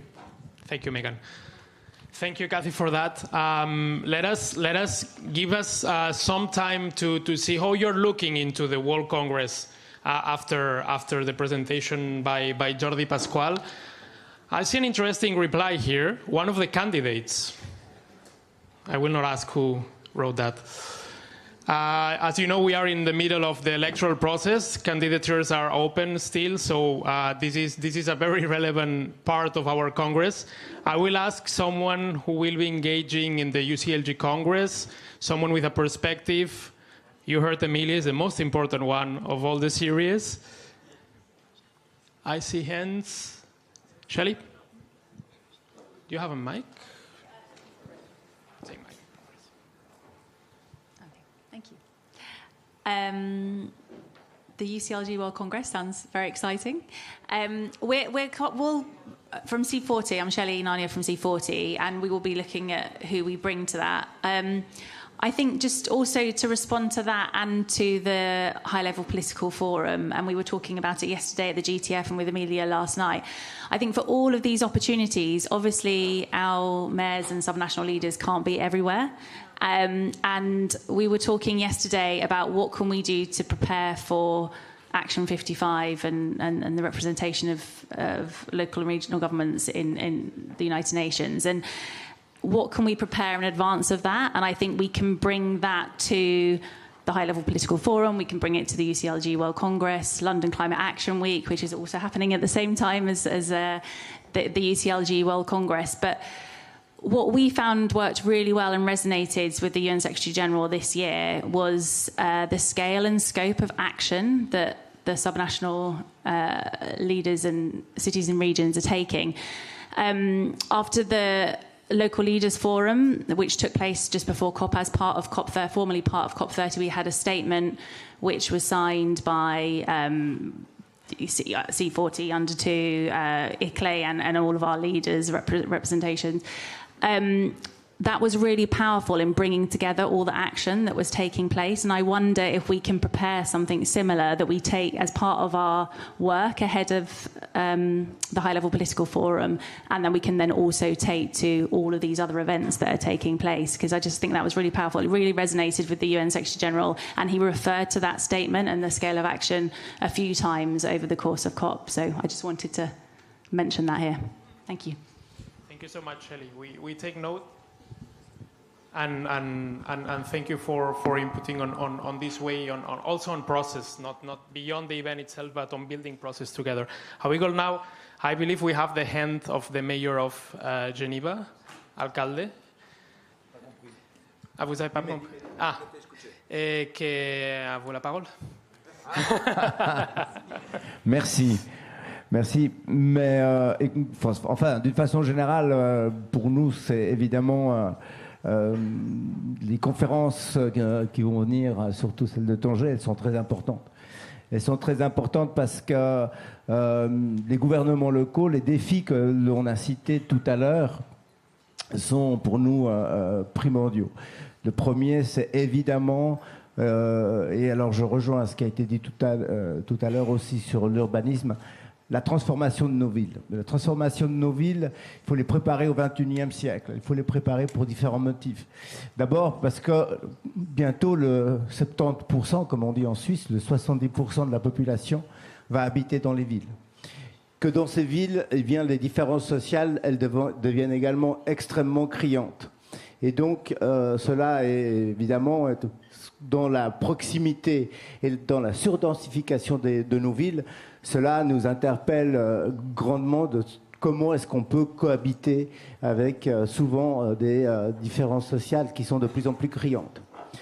Et puis, un autre objet qui pour nous est extrêmement important, c'est le réchauffement climatique, qui lui-même provoque également un certain nombre d'inégalités.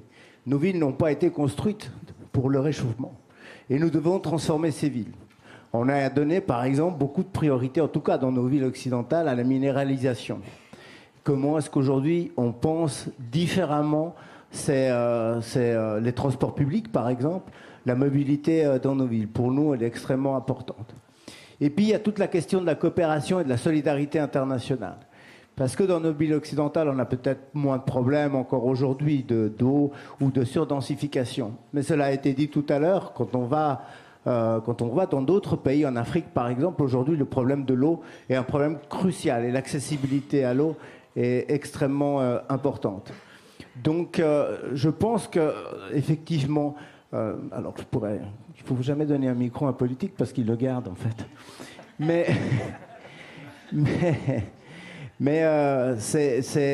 pour nous, c'est extrêmement important, surtout dans un contexte, je fais le lien, international, qui, effectivement, vous l'avez dit à plusieurs reprises, est extrêmement changeant.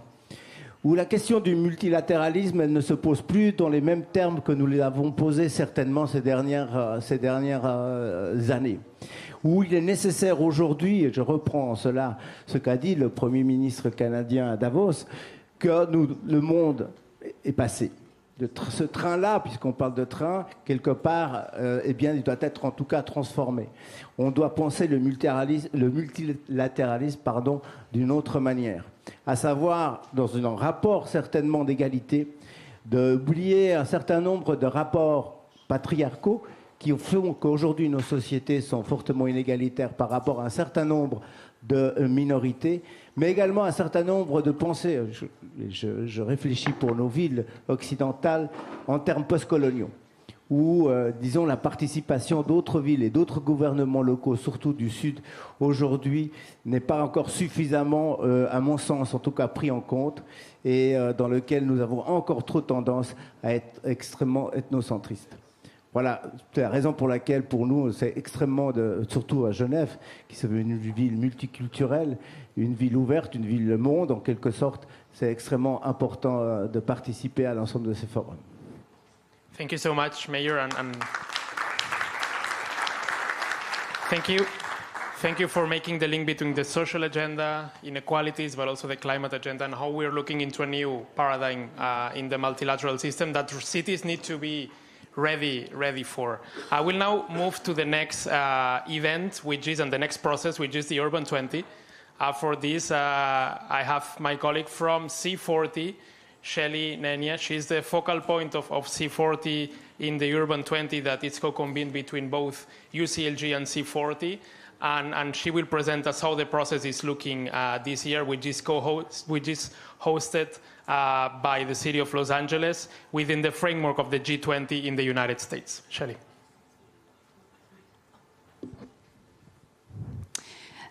Thank you for the introduction, Albert. So as Albert said, this year it's going to be chaired by Los Angeles, and we're now moving forward with defining the priorities for the cities.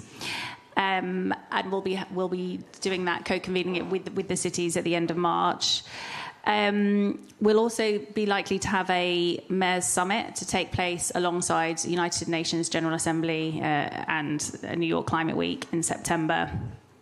So essentially the Urban 20 is a group of around 30 cities and representing G20 member states, and it advances progress across different policy issues: environmental, social, economic, and development. And we define joint offers and asks to the member states of the G20.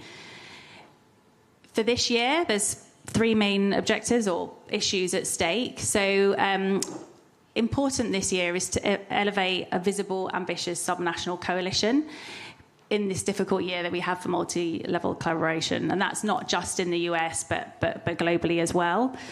This year's G20 presidency is rolling back on some of the groups and civil society representation that we've had in previous G20 cycle years. So it's important to make sure we have this strong subnational coalition. And there's cuts to some of the groups that we would have seen previously in terms of formal engagement groups. New York presents a good opportunity for a high-profile moment when the world is looking at New York and a really a chance to elevate these subnational asks. The second objective is to continue to build on the momentum that we've achieved with the Urban 20 in previous years. And last year we had a successful cycle in South Africa, and actually we saw in the Leaders' Declaration some of the asks that we were putting forward in terms of just transition finance and addressing the subnational finance gap, amongst other areas. And the third area is the willingness from the Urban 20 cities to engage with their national governments and to strengthen their advocacy capacity. And we actually had some good sessions last year on peer-to-peer learning on where cities are really engaging with their national governments. I think, and conversations we were having yesterday, is there, I think for both the Urban 20, Urban 7, but other advocacy initiatives as well, is looking at the current multilateral situation that we're in, geopolitical context, and how we do our advocacy efforts. And there's an opportunity to work with those cities this year to think about that. So questions for this group or issues to raise is, it would be good to think about how we can, and you and your networks can elevate the asks that we all have in our communique, and how we can align on our advocacy efforts. Today we're going to be meeting with Urban 7 colleagues, but it would be great to hear from others who are also doing these sorts of initiatives. Also the September opportunity, and to align on the subnational moments that we may all have in September as well. So yeah, I'll stop there, but come and talk to me in the breaks. Thank you. Thank you, Shelley, thank you.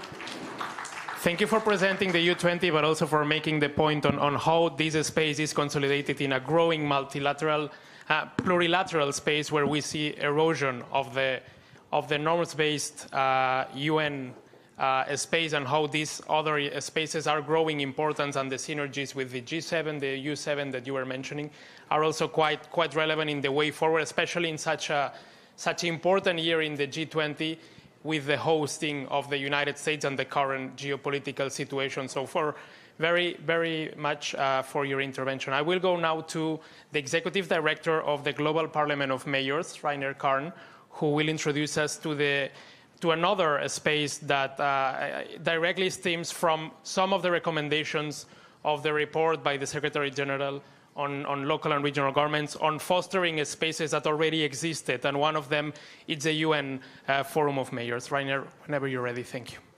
Thank you so much. Yeah, please allow me to introduce the Forum of Mayors to you who are not aware of this forum. It has been started in Geneva in 2019, and then it has been initiated in 2019, and then has started in 2020, and then officially been recognized in 2023 within the UNECE Committee on Urban Development, Housing and Land Management, which will be renamed very soon. The energy will join this committee, but that's another story.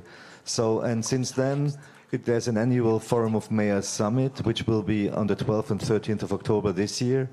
And the governance of this Forum of Mayors is through this committee that I've already mentioned. There's a secretariat and a city unit, and the bureau of the Forum of Mayors, which it consists of the chair, which is Mayor Würzner from Heidelberg, here in the back, and 3 vice chairs, which are, let me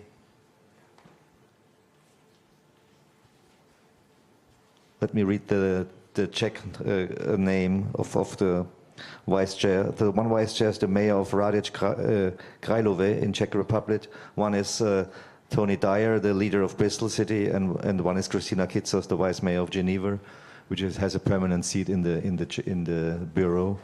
And I'm leading the bureau so far in regards of the chair of the Forum of Mayors. And the Forum of Mayors Summit seeks to become the mirror of the HLPF for the city level, because we think that as we were discussing yesterday in the principals meeting, GDF principals meeting, that there we are looking for mechanisms. We have to understand that the forum remains the only formal body so far within the UN system already that enables formal participations of mayors and provides a structural channel of dialogue with UN member states, although it's only UN Europe. The UN ECE is reaching out now to other regional committees to be part of this conversation and part of this project. And I think, and we had a follow-up dialogue yesterday between the chair and Emilia around connecting the dots. And this is one dot, the Forum of Mayors, that can be connected to the activities, other activities that we were discussing yesterday and today. And I think it can be an opportunity also that can be used by this group of representatives here, although it is at the end of this year, on the way to this Forum of Mayors summit in October. There are different other events where the Forum of Mayors is taking part, which is the World Urban Forum, HLPF, and so on. And also there is already, the dots are already connected, because UCLG is an official partner of the Forum of Mayors, and as UCLG is hosting the Secretariat of the Global Taskforce, there is a connection. And ICLE has applied also to have an MOU with the Forum of Mayors, and I can report back that the first level has been passed, and this MOU will be soon be signed. So ICLE and UCLG are then already partners of the Forum of Mayors, and I think that's a very important connection, as these dots should be connected, and this is not a standalone action in UN Europe. So this is one part of the renewing of the multilateral system, and I think it can be used, although, as Yunus mentioned yesterday, it's at the end of this year when the UNSG is voted already, is elected already, but nevertheless, there is action on the way, and this is a body that can be used. And Mayor Würzner, who is the current chair of the Forum of Mayors, is also a member of the executive committee of UCLG. He is the vice chair of the Global Parliament of Mayors. And just to add to what Shelley said about U20, I'm co-directing the U7 group together with my colleague, the European director of ICLE, Matthew Bach. And we also have a U7 summit, which will be from the 2nd to the 5th of June in Nancy in France, because France has the presidency of G7 this year. And that's right before the G7 summit. So there are a lot of dots to be connected, and also the U7, U20 dots that will be connected at the U7 summit, and we will discuss later. So I think this is and we agreed yesterday at the principals meeting that these dots should be connected. There are some doors are open, and if these dots can be connected, then I think the doors can be more open. And I think everybody here is willing and able to connect the dots, and through ICLE and UCLG, the connection to the Forum of Mayors is made already. Thank you. Thank you, Rainer. And thank you for that point that you made, that this is not a standalone initiative. And I think this was crucial on the recommendations by the SG on his report, that these actions need to be coordinated and need to be supporting one of the other. So the connection with the review of the 2030 agenda, the connection with the already existing space in the HLPF in the form of the LRG Forum. So these spaces need to interact and work as different avenues pursuing the same overall goal of the seat at the table and the recognition of local governments as political actors. I will move now. Do you have a reaction, Frédéric? Yeah, just maybe a question and a warning. So that, because all those initiatives are very welcome, of course, and U20 and U7, but I was just wondering how you ensure that it's not exclusive of some, because of course we know that, well, the G20 is obviously the 20 states that are chosen, I don't even know how exactly, and by who. But at our level, at city level, how do you ensure that developing cities are also included in the work that you are leading in those groups?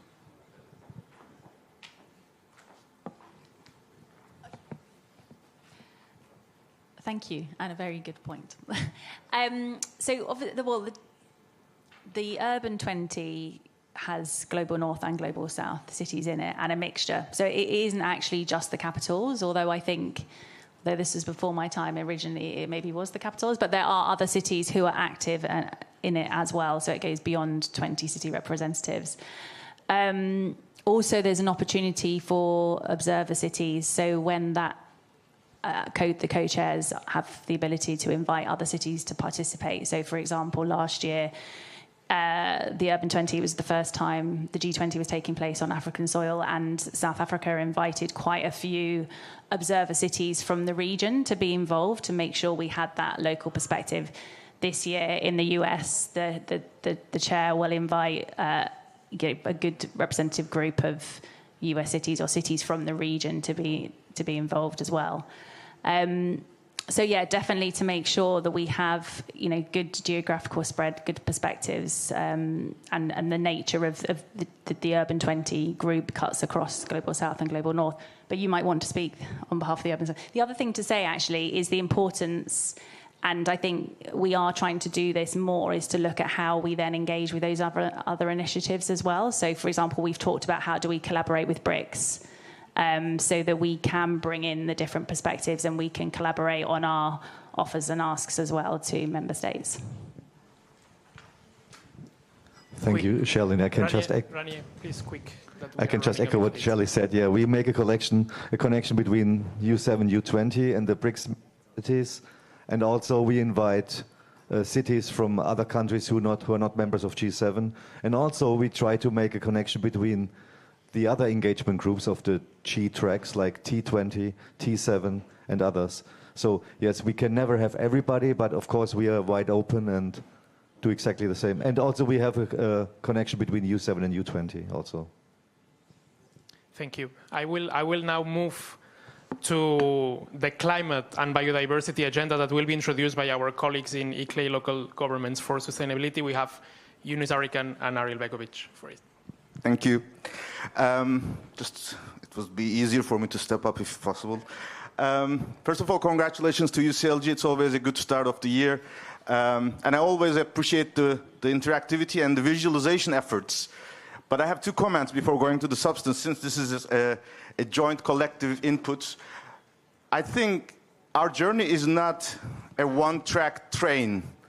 In fact, we could maybe similarize it or make an analogy to an urban mobility plan. Look at the map of metro anywhere in the world of the cities. It's much more closer to our daily lives. There's not one single track. There's not one mode of transport. There's sometimes longer lines. There's sometimes different facilities. And it's not, the idea is not to reach to an end. The journey itself is a very valuable experience as well. The same goes to the urban multilateralism, that at the end of the day, we will also go back. So it's not going to the events, but we have to bring back the results and bring the real impact at our homes. Just like when you get on a train in a daily morning at 5 a.m., you come back home again. And the second comment would be that I like this 100, but thinking of all these things, maybe we can think about using the lines of the Global Taskforce logo. make a linkage between these two zeros and make it an infinity of local multilateralism, because it's everyday life we are living in, and that's what we can tell to the world. So, with this introduction, the Rio Conventions, it is a heavy agenda. I will have a bird's eye view on the three processes, and then I will hand over to my colleague Ariel, who is the new LGMA focal point in the climate process. Why Rio Convention? It's the legacy of Rio 92. It's the time when the world was in a new world that we were hoping that it would be a global village, but it didn't turn out after 40 years, but we were always on the good side of this globalization. And in fact, Agenda 21 and Local Agenda 21 was the building block of SDGs in Rio 2012. The three Rio Conventions and the Agenda 21 was the first time that local actors and other major groups were recognized in a global process. That's why we are so much engaged. And it's not just the process itself. If you're living in a planet that is heating, and if you're dependent on fossil fuels, if your ecosystem is not serving you, and if your soil is not producing food, your cities, your citizens, your leaders are having difficulties to provide services and to provide quality of life. So there is a direct linkage of why local action is so important in the Rio Conventions. This year is Super COP year, because every 2 years they convene at the same year. It will start with the desertification in Ulaanbaatar. It will continue with biodiversity in Armenia. It will continue with the leadership of Turkey and Australia, which means Europe, Western Europe, and Pacific will come to Turkey at the end of the year. And it's not just these three meetings, but it's also the preparatory process. And if you look at their agendas, every couple of weeks there's something happening on their agendas. The interesting thing is as well that the fact that these COPs are traveling around the world, it's both its beauty and the beast, because it's not ever over the time in New York. The moment when such a global conference comes to your city, comes to your region, it really makes an impact. It mobilizes people to the global processes, and it leaves long-lasting legacies. On climate, Ariel will talk about it, but on the biodiversity, we have one of the strongest processes. We have councils of local and regional governments. We have monitoring, reporting processes like Cities with Nature and Regions with Nature. And we, on the desertification, we also want to make the connection about food, migration, and drought as well, which is presumably it was a topic that was only for Africa for a while. It's now everywhere. Again, convergence is happening. Biodiversity is not just an Amazon issue. Urban nature is everywhere. And climate is not just a global north issue. It is a collective effort. So with this in mind, maybe I hand over to Ariel. Thanks, Eunice. And one thing that Eunice didn't mention was with me taking on the constituency focal point role, of course, Eunice is stepping down, and I want to, again, give great congratulations and appreciation for all of the work that you've done in this space and will continue to do. So very quickly on what we hope to do at COP 31 this year and beyond. So Eunice gave that great metaphor there of the urban transportation system. Another metaphor that I would say here, or extension of this, is not 100 days of local multilateralism, but 1,000 days for us. So we really are going to be looking at the process over the next 3 years. It's 997 days, if I calculate correctly. So the local governments and municipal authorities constituency is in a special place. You were talking about, Amelia, the kind of the places where we have a process and the places where we're still defining a process. I would actually say our constituency is in both of those sort of buckets within the climate space. So we are both, we have a strong stakeholder group process within the climate space, but we also are figuring out how to get more structure into this process. And we have great examples with the CHAMP initiative outside, a coalition of the willing, that even if you're not a climate wonk, I think you can take examples from this for how multi-level governance can work. We also have another moment coming up after the water conference next March, when the IPCC special report on cities and climate will come out. This is a moment for anyone who's interested in climate and how to advance climate action in cities needs to be ready to leverage. And so that, for us, this whole train this year is thinking about how to shore up those levers to make sure that that report really lands with the impact that we want. So those are the things we're going to be paying attention to. Also, excitingly, with LGMA, we will be introducing a steering committee to increase alignment and coordination amongst our governance, and also working groups that can bring expertise at the negotiations level. So we definitely encourage anyone interested in thematic topics to join us in that. Thank you. Thank you so much. Thank you so much to both of you and colleagues. No? Yeah? Yeah. No. Thanks, Julius. Thank you so much. Also, thank you for presenting the modalities of this LGMA steering committee and inviting the room to take note of it. Also, thank you for sticking with the 100 days branding. I see that it's sticking. Thank you. I will now go to the last two events, and please note that we are taking note of your interaction with the processes and with the milestones. We are a bit stretched on time, but we are collecting your answers. They are not getting unattended. I will introduce now to Caroline Twig from the Mayor's Migration Council. She will present the International Migration Review Forum. It's the second review on the Migration Compact. And as you know, UCLG and MMC are part of the local coalition for migrants and refugees, together with the International Agency of the United Nations for Migration. And we present a good number of practices gathered under the call to local action for migrants and refugees, collecting all the effort at the local level. I will let Caroline to go deeper into the process. Welcome. Merci, gracias, thank you. I'll speak in English. Good morning, friends and colleagues old and new. I'm pleased to be here. As Albert said, I'm here with the Mayor's Migration Council, the MMC. We're a mayor-led coalition that works to ensure that cities have a seat at the global decision-making tables that we're all here today for, around particularly migration, displacement and refugees. As Albert said, we're proud to co-steer the local coalition for migrants and refugees, together with UCLG and in coordination with the IOM. The coalition serves as the formal vehicle for local and regional governments to engage in the implementation and review of the Global Compact for Migration and the Global Compact on Refugees. Through the call to local action, which Albert mentioned, we mobilise and we track and we showcase the concrete city examples that advance those compacts. Allow me to flag a key opportunity. It appears at the end of the train line, just to emphasise that it's a year-long process, because it actually happens in May. 5th to the 8th of May in New York City.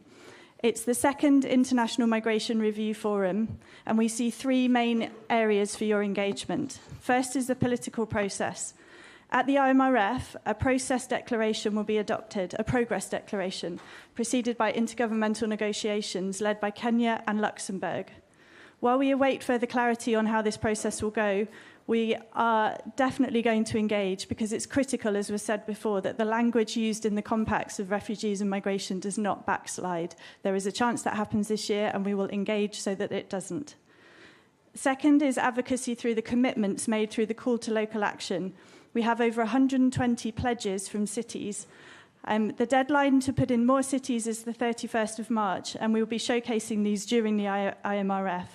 Thank you to those organisations in the room already working with us on these pledges. I would like to pick up on a point made by Amelia around crossover of our work, and by Shelley on the scale of action in cities. The CTA pledges, over 120, they contain evidence about city leadership on migrants and refugees, but obviously migrants and refugees do not live in cities in isolation. So these pledges cover also housing, healthcare, economic inclusion, biodiversity, environment, and so on. So it's a bank of evidence that you can use. We're doing it for IMRF, but any of you can use this evidence in your other processes and in your discussions with national government. The third way to engage in the IMRF is by bringing a city delegation or coming yourself as a city network. You'll have seen that we circulated an email last Wednesday, around how to provide an expression of interest to this. The deadline for this is tomorrow, so don't miss out. It's tomorrow, and the call is open to both city networks and to cities. Do find me or Albert if you'd like to talk to this, because the deadline is so soon. We look forward to working closely with all of you to make a strong, visible and substantive local government engagement at the RMRF. And do find me today if you'd like to find out more. Thank you, Albert.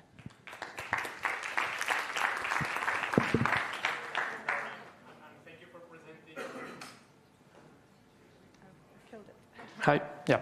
Thank you for presenting the 3 tracks that we are looking into the IMRF, but also noting the deadline. Please note that this is an internal deadline, so we will have more time if you continue to be interested a week from now. But you know that accreditation processes in the UN take some time, so this is why we encourage you to find us out today or tomorrow. I will conclude this segment before giving the floor back to Emilia to present the UN Water Conference. It's a year-long process that started this year in Dakar with a high-level meeting. But I will have our colleague Nicolas Simbarot from the region of Haute to present the process and present also the work that Haute has been doing as a champion of this agenda for a good number of years. Nicolas. Gracias, Albert. Bonjour à tous et à toutes. Je tiens à excuser André Viola, vice-président du département de l'Aude et porte-parole de CGLU sur l'eau que je représente. Pendant 40 ans, l'eau a été la grande absente des processus multilatéraux. Il a fallu attendre 2023 pour que les Nations Unies relancent un processus dédié avec une conférence désormais prévue tous les 2 ans. C'est une avancée importante. Mais soyons lucides, ces conférences ne disposent pas encore de la portée normative des COP. La gouvernance mondiale de l'eau reste donc en construction. Et la place des collectivités doit encore être affirmée dans un système largement dominé par les États. Dès 2022, à Daejeon, CGLU a adopté une position claire. Les gouvernements locaux sont les acteurs centraux dans la gestion de cette ressource vitale qui ne peut être considérée comme une simple marchandise. Nous défendons une conviction simple. L'eau est un bien public mondial et ce principe doit guider notre action collective. Sur la scène internationale, les gouvernements locaux font face à des défis majeurs. Le droit à l'eau, très peu d'États l'ont transposé dans leur législation nationale. Le financement des services d'eau et d'assainissement locaux. Sans transfert financier adéquat des États, de nombreuses collectivités ne pourront pas assurer un service efficace et durable. Le système financier international qui doit évoluer pour répondre aux besoins des acteurs locaux et en premier lieu des autorités locales. Face à ces enjeux, nous devons dépasser les déclarations d'intention car l'urgence est là. Le Congrès mondial de Tanger constituera une opportunité majeure pour réaffirmer notre ambition politique et clarifier notre vision collective en la matière. La contribution de CGLU et de ses partenaires à la revue de l'ODD 6 lors du forum politique de haut niveau en juillet prochain sera déterminante. Plus que jamais, nous devons montrer que c'est au niveau local que les ODD deviendront réalité.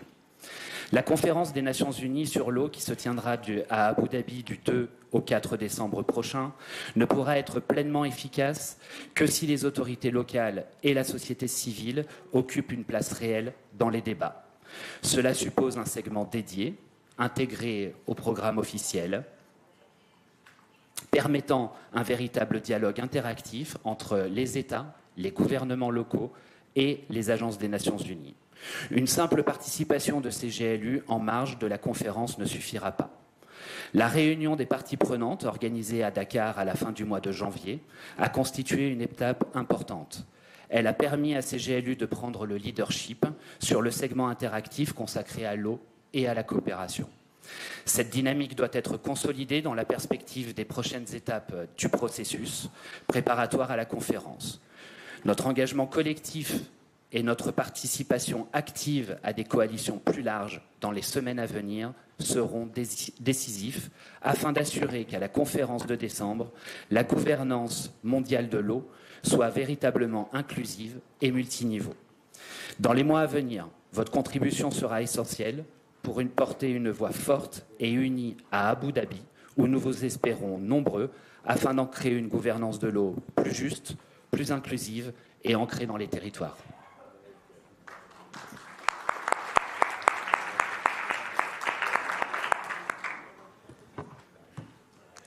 Emilia, over to you.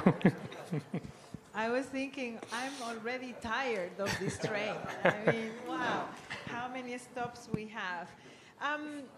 I wanted to reflect and then to remind ourselves of some of the agreements that we have reached between the conversations preparing this meeting, the principals meeting of the Global Taskforce yesterday, and some of the reflections here this morning. First of all, I couldn't agree with you more, Yunus. I mean, what we're trying to show with this train is there are many ways to catch this train. So we take this into account. And I think the very idea of the Global Task Force is to say to the international community, no matter which path you choose, you end up in one single train, which is the Global Task Force for local and regional governments. And I think that has been extremely powerful.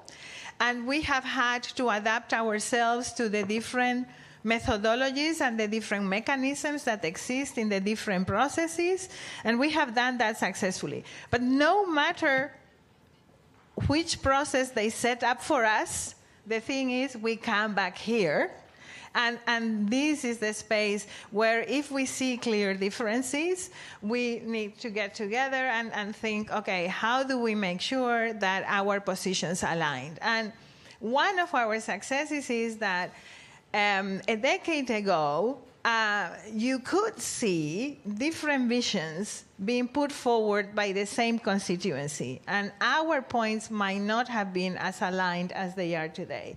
Today, we go to the Summit on Financing for Development with exactly the same points that we go to the high-level political forum and the same points that we bring to the Committee on the Status of Women and to the G20 and to the G7. And I think that alignment from our constituency is a strength. It also makes us different from the rest of the stakeholders that have a much more complex environment, and you have different civil society organizations represented in different processes because the interests and the priorities are different. We represent one single constituency, and that is something that shows, and I think over this past decade that's the effort. So with the nuance of there are different ways to get there, and all our logos on the screen show those different paths, there is one single position of the constituency that we're trying that we are trying to defend here. That drives me to the second thought, Frederic. How are you inclusive in Urban 20 or in Urban 7? Do we need to be? Different interlocutors need different mechanisms, and that's exactly what we're trying to do. The connection is C40 and UCLG, and that's how you connect with the rest. But it is not the idea to make the Urban 20 into the great multilateral universal representation of local and regional governments. And we don't need to replace the work that your organization, the International Association of Francophone Mayors, is doing in France, because you simply need to connect with us, and if there are concrete messages that the Francophone mayors want to deliver to Urban 20, it is through you that we need to do that, and then come and see us. But it's not about enhancing how many mayors are joining the Urban 20. I know this is a difficult point, but this is also about coming of age. We will need to face those choices because we keep increasing the scopes, while we are hardly able to meet all the stops of that train. So if you ask me, I guess in this coming of age of the Global Task Force, there are some hard decisions that we need to take by putting all the weight of our networks behind the efforts, every single effort. It is not more important to be at COP than to be at the conference of the parties with people with disabilities. There are just different priorities. We all need to be there with the full weight, but not all of us everywhere. And that kind of choice is hard, and we need to explore how we can do that better.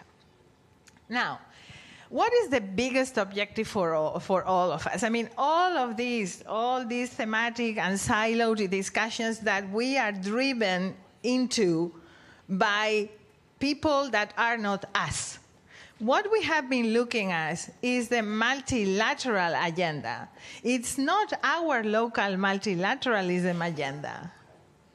There is a part of it that is very owned by us, but there is a part of it that is not fully owned by us. So what is that part that we fully own? And I think at this very moment, we were discussing that yesterday at the principles, we need to acknowledge that beyond the thematic approach to some of these critical issues that we have presented, there is a clear effort from our constituency to be acknowledged not as an NGO, as a non-governmental actor in the multilateral system, but actually as a governmental actor in the multilateral system. And that's where the stakes are. And what is it? What is the process that is helping us to advance on that file? Well, is Action 55. I mean, whether we like it or not, it is that action. And what is the mechanism that we have been setting up to give body to that action? Is the advisory group on local and regional governments. And so when we were discussing yesterday, so okay, the United Nations and the Office of the Secretary General, who is certainly busy with other things right now, I mean, we know that, might say to us, okay, the work of the advisory group has come to an end, but not for us.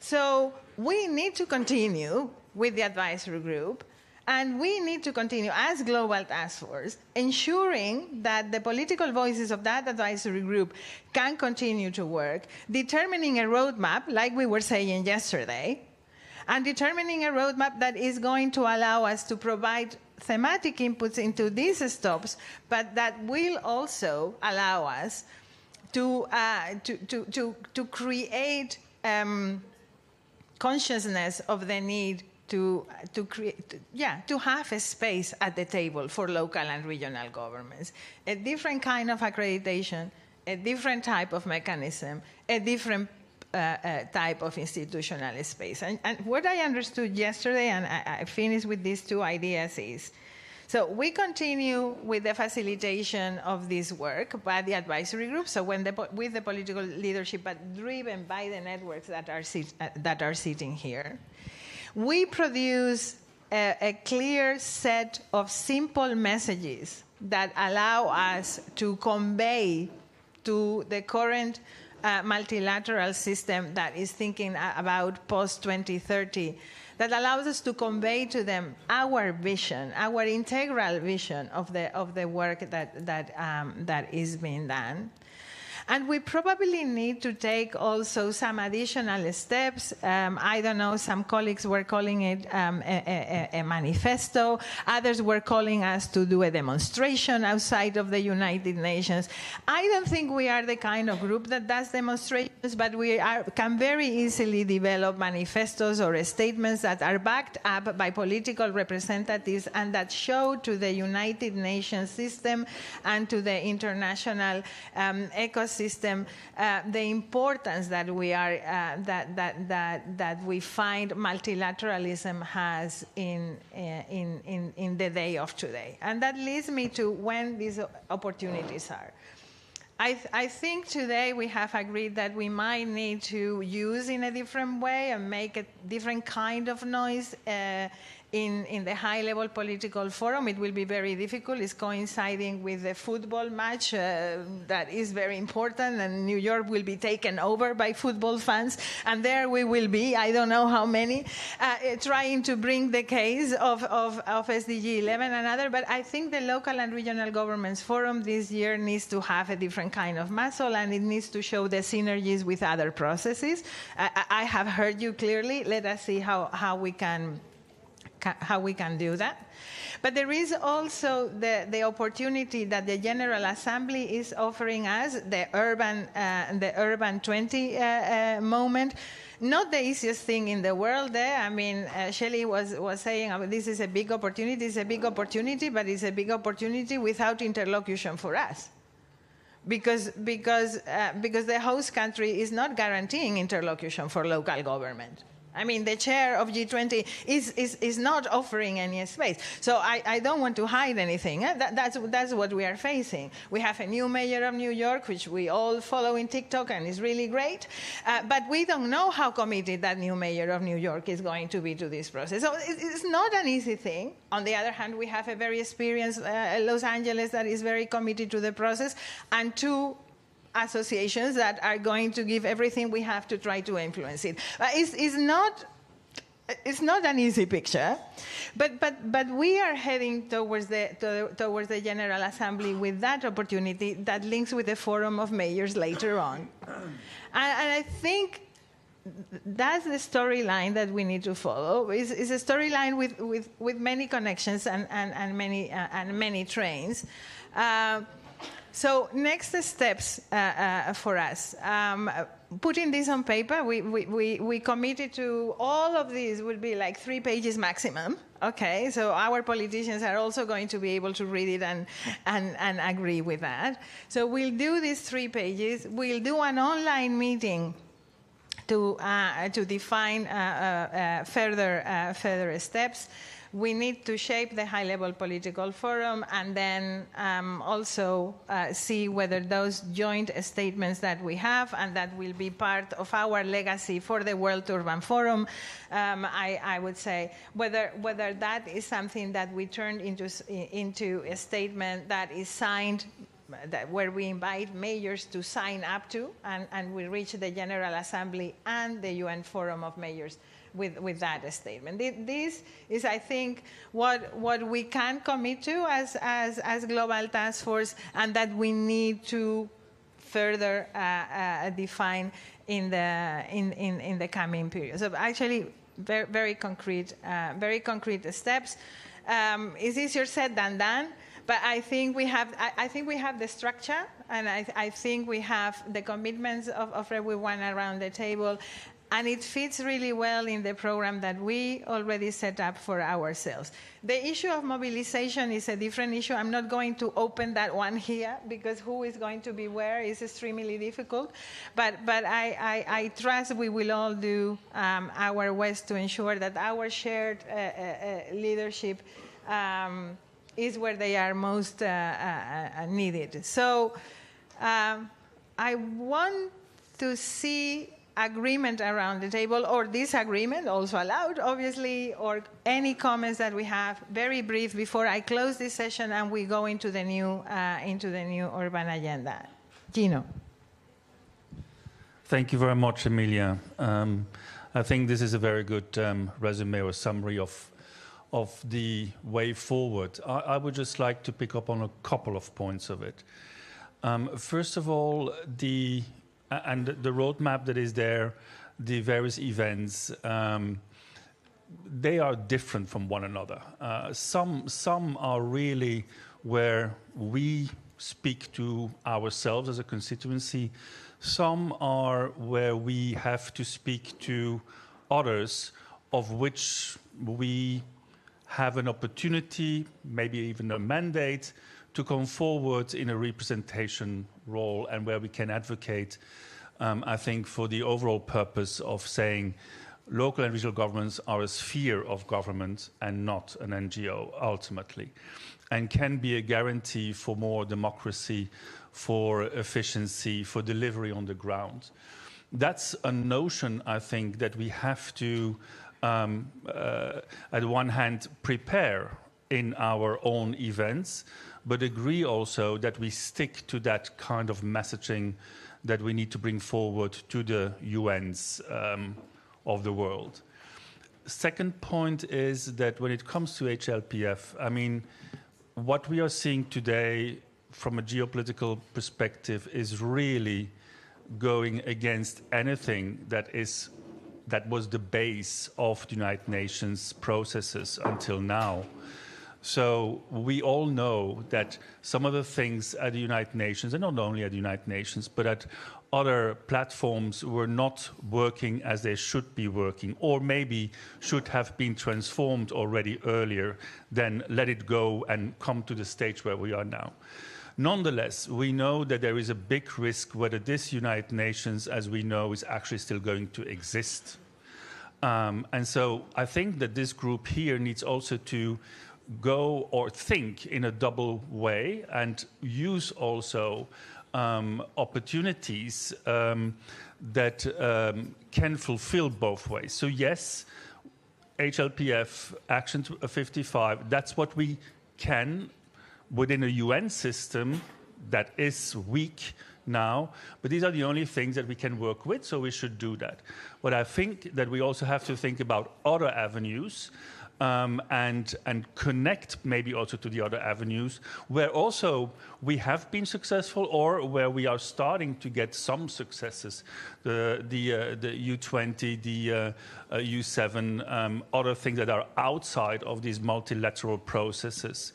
The BRICS, I think, is one of the other ones that we really have to look into and to see how we can connect to that fora or forum. So I think for us as Global Task Force, it is really important to seek ways of continuing working with the pieces that we have, but at the same time also look into other opportunities that we have. And that, I think, comes a little bit back to what was said yesterday in the meeting as well, and to which I very much agree, is to, if we cannot, I think you were referring to that, if we cannot get like a unified 197 countries' opinion on something, then let's work with those that are willing and look into perhaps setting up or supporting coalitions of the willing. And I think that's another instrument and mechanism that we as Global Task Force could really look into and prepare for that, also within our event. So I would hope that these kind of conversations we can also include in our work as Global Task Force. And perhaps that is also the reason why it is then really important that in the Global Task Force we come together but agree also on what pieces each of us can do. We have all very limited capacities, but what is it we can best do? And then we stick to that, and all the others, support us, each of us, into these mechanisms and go on that way. So again, here to go, I guess, it's not a question of competition here, but it's a question of seeking best, efficient, collaborative efforts. And align that with what each of us as networks can best offer, and to bring that in alignment. So I hope that with that we can, come to good results to get us through this kind of roadmap. And but some of the things here are definitely like milestones that concern us, whereas others are really where we have to be concentrated towards our messaging towards, in this case, national governments in particular. Yeah. Well, thank you very much for that. I feel really very, very comfortable making those connections with the discussions we've had yesterday and with the plans of this roadmap that we will put together. The roadmap that we will put together is a conceptual roadmap, a tactic, I would say. It has nothing to do with events.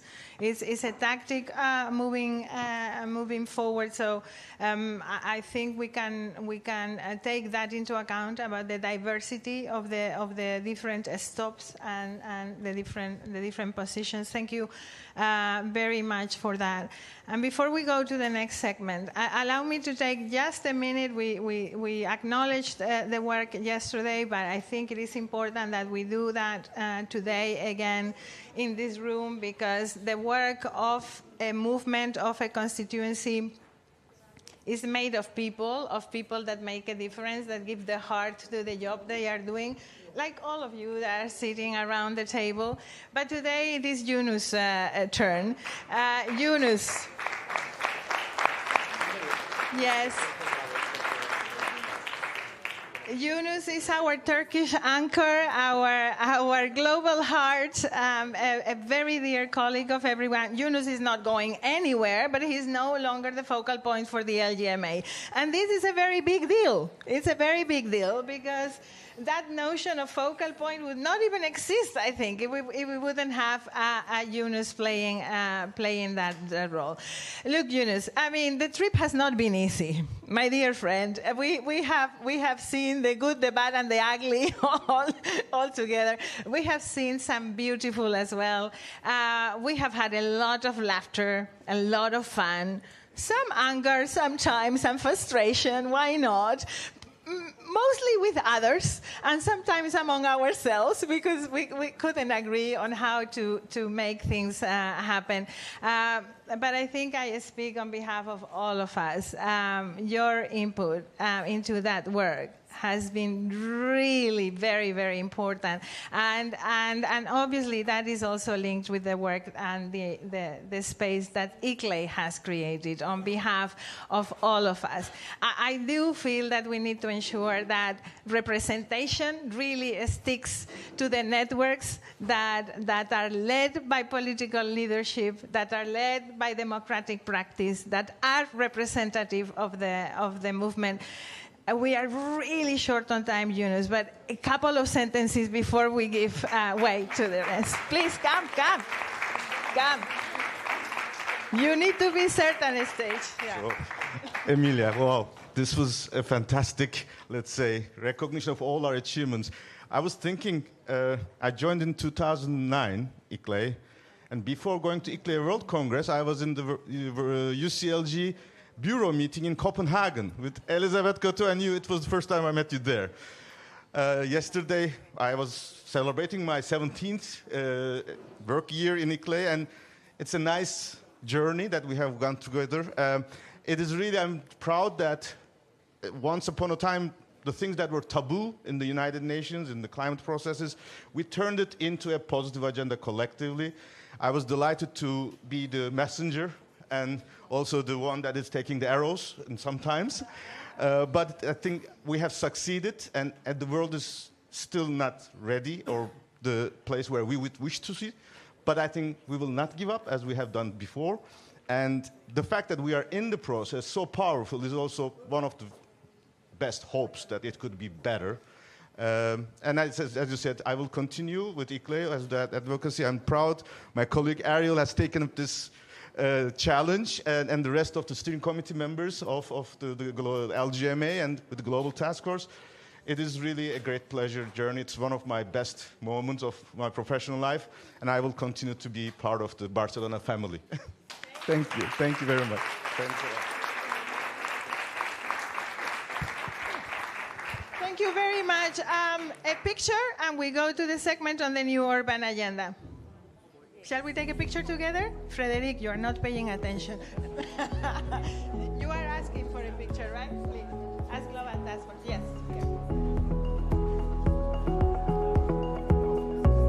Please. Surprise. Well deserved. Deserved.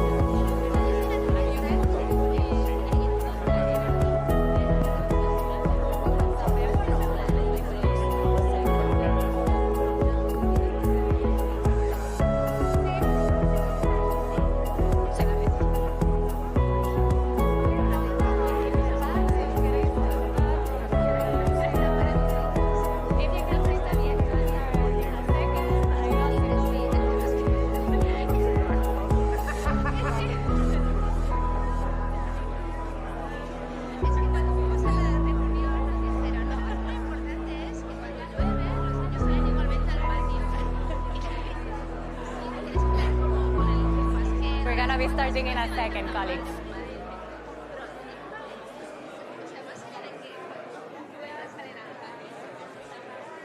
Everyone is taking that the stage is nice, right?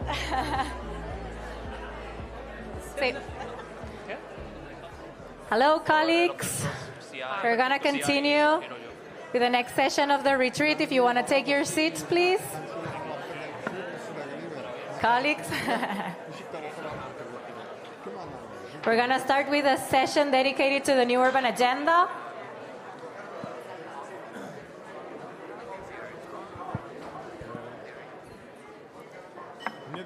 Colleagues, if you can please take a seat. We're going to start in 1 minute.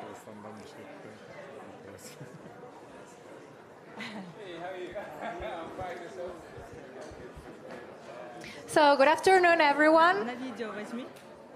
We're coming from a very intense session on the 100 days of local multilateralism, where we have reviewed this strategic calendar, this packed calendar, with full of events, milestones, and negotiations for the GDF, for our cities and regions, for our partnerships.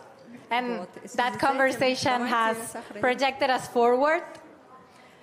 And now with this session on the New Urban Agenda, what we invite you to do is to take a strategic pause with us. Over the next 45 minutes, more or less, we will look back. We will look at some years back. We will look at the present to then look forward collectively more clearly. Because 2026, as we have been saying, marks the 10 years since the adoption of the New Urban Agenda, so 10 years since Quito already. This decade is not simply a symbolic anniversary, but it is a political moment. So we are at the midpoint of implementation of the New Urban Agenda, of this 20-year implementation period. And at the same time, as we have been discussing, we know that the 2030 Agenda is not on track, that inequalities are rising, and that the multilateralism, as we know it, is significantly under strain. So for this reason, the objective of this session is threefold. So first, we want to take stock. We want to ask ourselves, what has the New Urban Agenda meant for us, for local and regional governments? How have we used it as a living framework?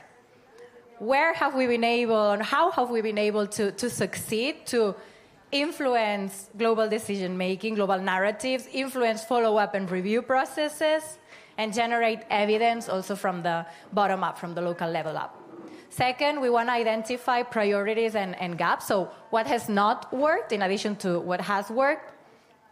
And what do we need to do now? Where do we need to place our efforts? Maybe in strengthening advocacy, on financing the local level, on multi-level governance, capacity building. And third, we want to situate this New Urban Agenda, of course, in the framework of this broader global ecosystem of global agendas. So the New Urban Agenda's role as accelerator of the SDGs, of the 2030 Agenda, as a lever to the implementation of the UN Secretary General's Pact for the Future, and its place in the conversations that we're going to have starting this afternoon on the post-2030 scenario. So if this morning was about mobilization, and I really like your commitment during this session and all of your ideas, and this afternoon is about possible futures, what we want to do now is to stop and assess this instrument that we have had these last 10 years in our hands. At the heart of this, of course, localization, this word that Emilia was recalling yesterday, a word that we created it, and that now we see that many other organizations, including the UN, is embracing it and taking ownership of this word. So if in this period we have demonstrated something, is that without strong local systems, there is no achievement, no implementation of the global agendas, that we have demonstrated that we are able to implement national and international agendas, yes, but we are also able to innovate, to provide swift responses to the needs of our communities, and also to generate knowledge within this global governance. Allow me to add here one very important element. As you know, UN Habitat is coordinating the UN Secretary General's midterm review of the new urban agenda, this process known as Quito Plus 10. On the screen, you will see a QR. If I encourage you to scan it, it links you to the briefing that has been prepared by UN Habitat on this midterm review. And I hope our colleague Sebastian Bozel, head of the Local 2030 Coalition, will give us some hints also on this later on. And basically, what this context shows us is that today's conversation is far from abstract. It's very strategic because with the discussions that we have in spaces like here today, is how we can and should and need to influence this and other processes.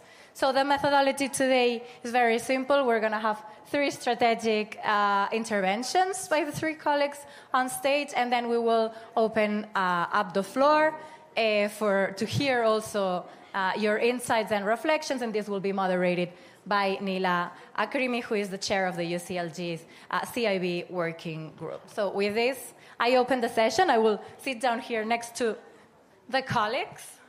First speaker we will have today is Mr. Sithole Mbanga. He's the CEO of SALGA, the South Africa Local Government Association.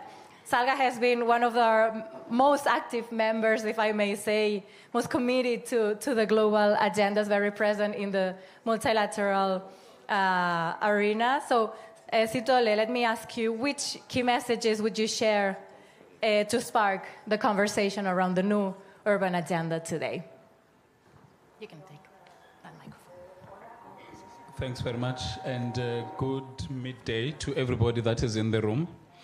Firstly, I think as I start, I just want to congratulate the Secretariat of UCLG for the instrument or the tool that was used in the previous session, because I think it clearly outlines what the 100 days looks like.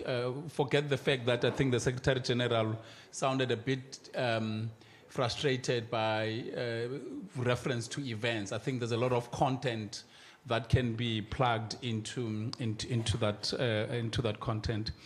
So I'm quite convinced that we need a review of the new urban agenda, not least because a lot has changed in the last 10 years since we adopted the new urban agenda in South America. Climate change has become a reality. It has become much more worse. It's certainly in our region, we are seeing a lot of activities that are climate-driven.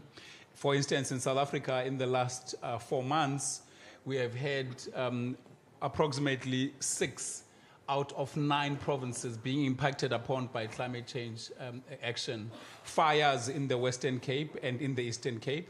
Floods in 3 other provinces: KwaZulu-Natal, Limpopo, and Mpumalanga, and it is impacting on the financing possibilities of local government. Therefore, if we are to fund the new urban agenda, one of the things that we're going to have to think about is how do we finance the work that we're doing as local government. So this is one of the things that I think we may want to think about as we talk about reviving the new urban agenda for the next couple of years. Yeah. So financing of the agenda becomes a big issue. Thanks. Thank you, Sithole. Financing always comes to the conversation because it's a critical element. Camila, let's move on with you. Camila Cociña, she's the senior researcher at the International Institute of Environment and Development. They have been critical allies for UCLG, helping us a lot research on how to foster equality in our cities and territories, how to foster caring cities and territories as well, and around housing justice. Camila, from your research perspective, but also as a partner who knows UCLG and this environment very well, which key messages would you share? Thank you, Anna, and thank you everyone for the invitation. It's a difficult question in this critical point, as you have all pointed out today. And I was thinking before starting of an exercise we did a couple of years ago, actually 3 years ago now, with UCLG and the Global Taskforce, when looking at the progress of the SDG 11.1, when the previous review of the HLPF happened in 2023, and looking specifically at the role of local and regional governments in the implementation of the SDGs related to housing and related to informal settlements. And the way we approached that exercise back then was to think about how local and regional governments, as part of the state, actually have a commitment for the recognition, the protection, and the fulfillment of the right to adequate housing. And that lens allows us to look at the range of things that local and regional governments are doing, not only providing housing, but actually recognizing, protecting, and fulfilling the right to adequate housing. So collecting data, creating regulations, incentives, like orientating the market, but also sometimes providing housing directly. And I bring this reflection because I think when we think about the role of local and regional governments in the kind of mobilizing this framework of the new urban agenda, we need to understand it from that kind of wide perspective. And we know there has a lot that has been done, but I think if I can bring one point that I think we need to start thinking of, like, what is maybe not quite there yet, and what do we need to do, as my colleague was here saying, in a context that is dramatically different than 10 years ago in Quito. And this is, of course, in relation to climate change, is probably the most kind of obvious big question, but also about conflict, about peace, about displacement, and many, many other elements. And one thing that from our research we have been increasingly trying to bring to the forefront for any conversation about housing justice and about the right to adequate housing is the issue of forced evictions. Forced evictions nowadays have been fueled by climate change, but also sometimes fueled by climate change arguments. You know, people are being displaced by different kind of motivated interventions, very often justifying climate change. We just concluded a piece of research a few months back, for instance, trying to make the linkages between forced evictions and climate change, particularly in informal settlements. And we not only find out, of course, the enormous implications for vulnerability for the people affected, particularly for women, for girls, for older people that are affected by forced evictions, and their vulnerability and risk tends to increase even when evictions are made in the name of protecting them from risks. But also in terms of how, when cities want to intervene in ways in the housing sector in ways that are actually climately smart, that are not producing more emissions, it's important to recover the stock of housing that we have rather than demolishing, rather than displacing people. And I just bring this example of evictions not only because I think it's a very clear and very important agenda, human rights agenda, housing agenda, but also because the new urban agenda has mentions of evictions, you know, and one of the challenges is that it has, as you say, not necessarily many kind of highlights of how that is financing, but also who has to own that agenda. And I think for local and regional governments in this kind of new second half of the new urban agenda, one of the challenges is about which agendas do we want to kind of take ownership of as a global constituency of local governments, of civil society. Evictions for me is one of them, but I'm sure there are a few others that we can discuss and really make sure that you are championing the implementation of those that are very nicely framed in the agenda, but not necessarily with the commitments and the kind of clear indications and targeting of how to move on. That's it. Thank you. Thank you, Camila. The context is absolutely different. It also made me think of the importance of fostering this trust among communities, also linked to the actions you do and the narratives that you share. I forgot to say that beyond the research that IIED do with us, which we are extremely thankful for, they have been coordinating the letter in the framework of the local social covenant, which we will discuss in the coming days on precisely on housing. Let's move on now with Sebastian Bozel. Sebastian is the head of the Local 2030 Coalition, which is the UN-wide platform and network for accelerating the localization of the 2030 agenda, of which UCLG is a part. So, Sebastian, which messages would you share?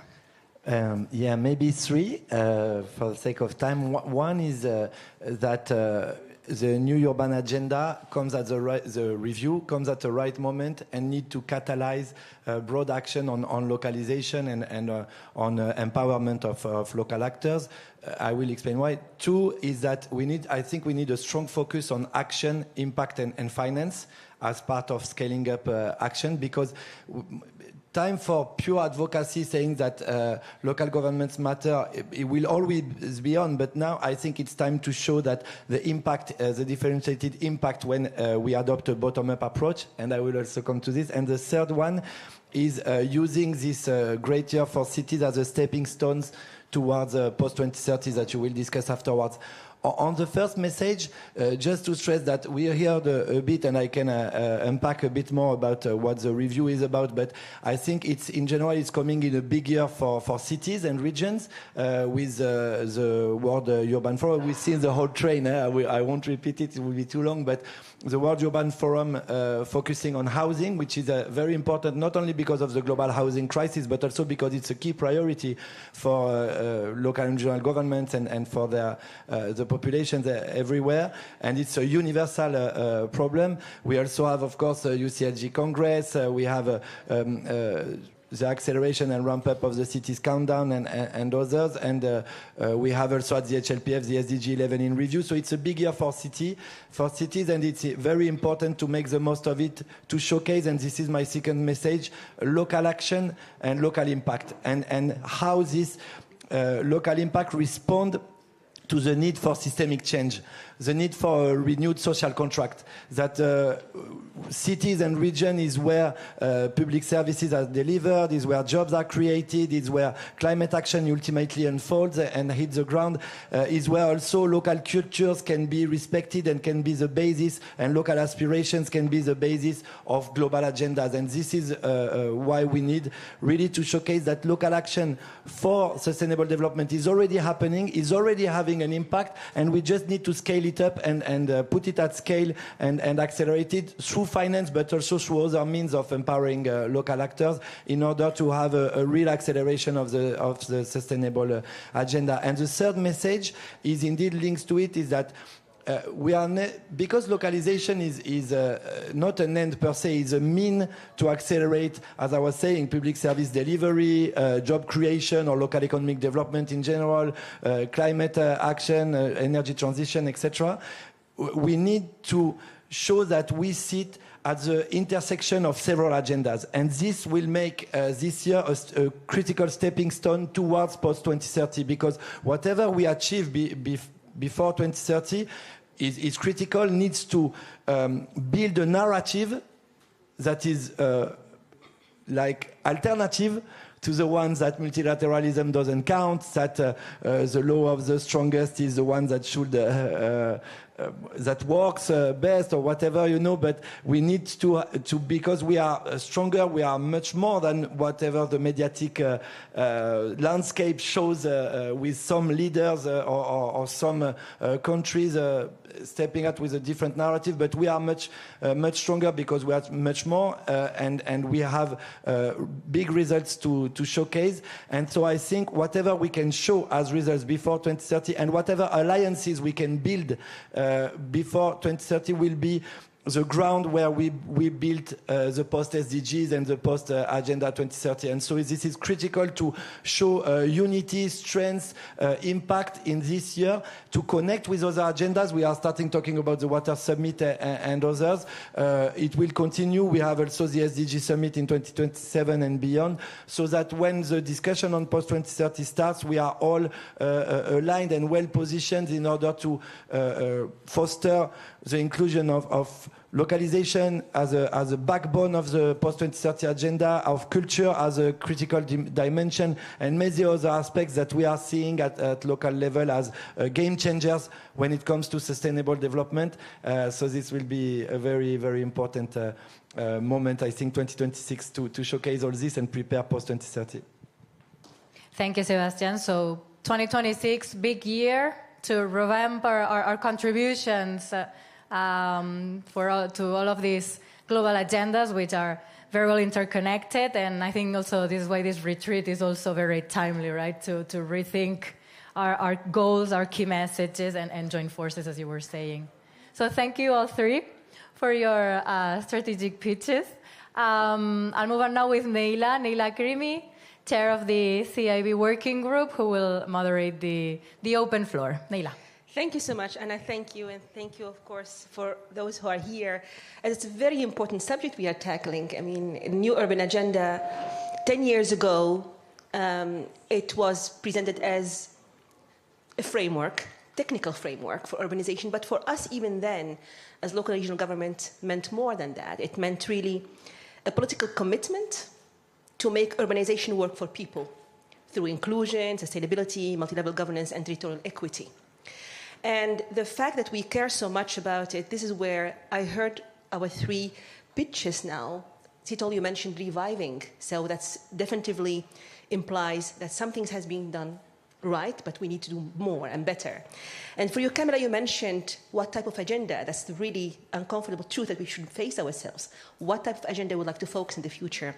And you, Sébastien, you mentioned the beyond 2030, and I underlined the word of systemic change that you mentioned.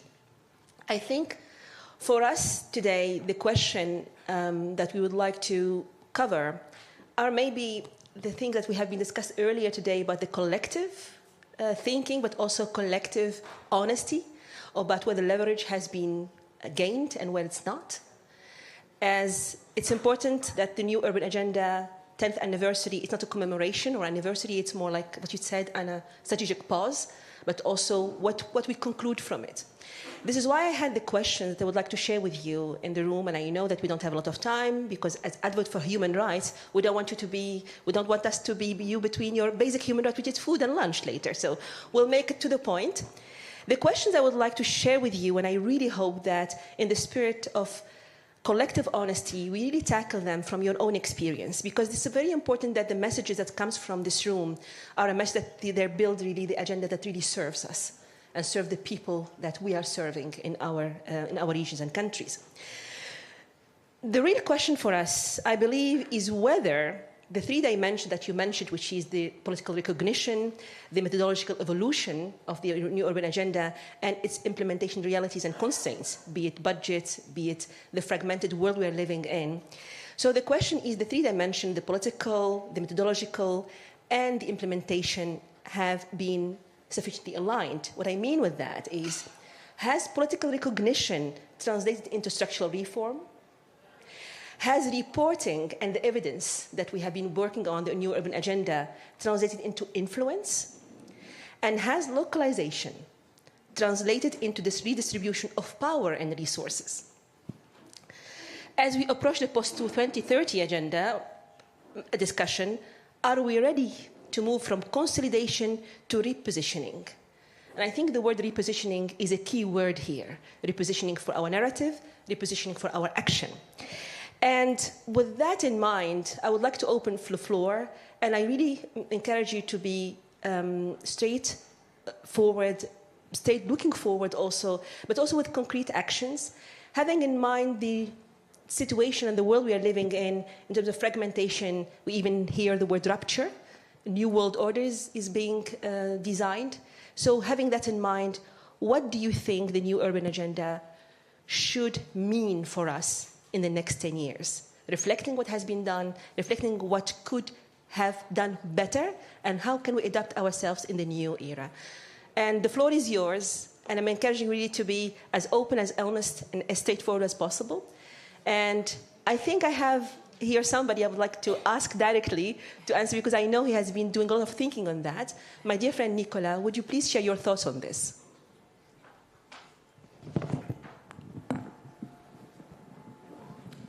Thank you very much, Neila. I just want to preface what I'm about to say, that I was at all of the Habitat meetings, the one in Vancouver, at that time representing an NGO. I helped manage the Habitat 2 conference in 1996 in Istanbul, and finally I was part of a coalition of partners for the Habitat 3 conference in Quito. And it's quite interesting to look at that perspective from over 40 years, what has happened. Now, housing was the primary focus of Vancouver, Habitat 1. And it sort of dropped off the screen afterwards. We talked about housing and slum upgrading for 10, 15 years. We had all kinds of programs around that. And then by Habitat 2, housing was no longer a priority. We focused on other things at Habitat 2, which were very, very important. It was the first conference that actually put cities on the political landscape and was recognized as an important agenda item. By Habitat 3, what happened was that a lot of the things that we talked about at Habitat 2, again, dropped off the radar screen. And we talked about other things. But I think what is important about the New Urban Agenda is that for the first time in UN history, we have an agenda that doesn't just focus on the what, which the SDGs do. The SDGs are like giving us milestones, what we need to achieve, what do we want to be when we grow up, all right? The New Urban Agenda is the first agenda negotiated, to my knowledge, in UN history that tells you how, that focuses on how we should go about it, the planning, how to plan, how to build, how to mobilize communities, how to engage stakeholders, right? And also how to finance, but that, of course, has fallen by the wayside, as usual. Now, the critical issue for me is not just the climate agenda, and you're all right by saying that the climate agenda has become very prominent since in the last decade. I think one of the most important aspects of what has transpired since Quito was the pandemic. The pandemic really showed us what were the structural weaknesses in our cities. They showed us the cracks, right? They showed us how many people were left behind, how many places were left behind. And what I have seen in my role is that many cities around the world are trying to address those structural weaknesses, right? And we need to celebrate that. So I would say that the next 10 years has to continue to focus on the how, no longer the what, no longer reporting on indicators, no longer reporting on progress, but really the instruments that are working, the methods, the approaches that are working, right? How do we go from participation to engagement? How do we go from smart to cognitive, right? And really on the how. And I think that's the strength of the New Urban Agenda. Thank you so much, Nicolas. So actually for you, the fact that the New Urban Agenda started by responding to the how question is for you the great added value, and we have to continue with that. But there is a challenging context where this answer to the how question should be really more focused on the what works concept, basically. What works and be able to share it to make it much more efficient. What do you think? I mean, I'm really asking the floor here. Do you have any thoughts? Yes, Eunice, please. Here. Do you have?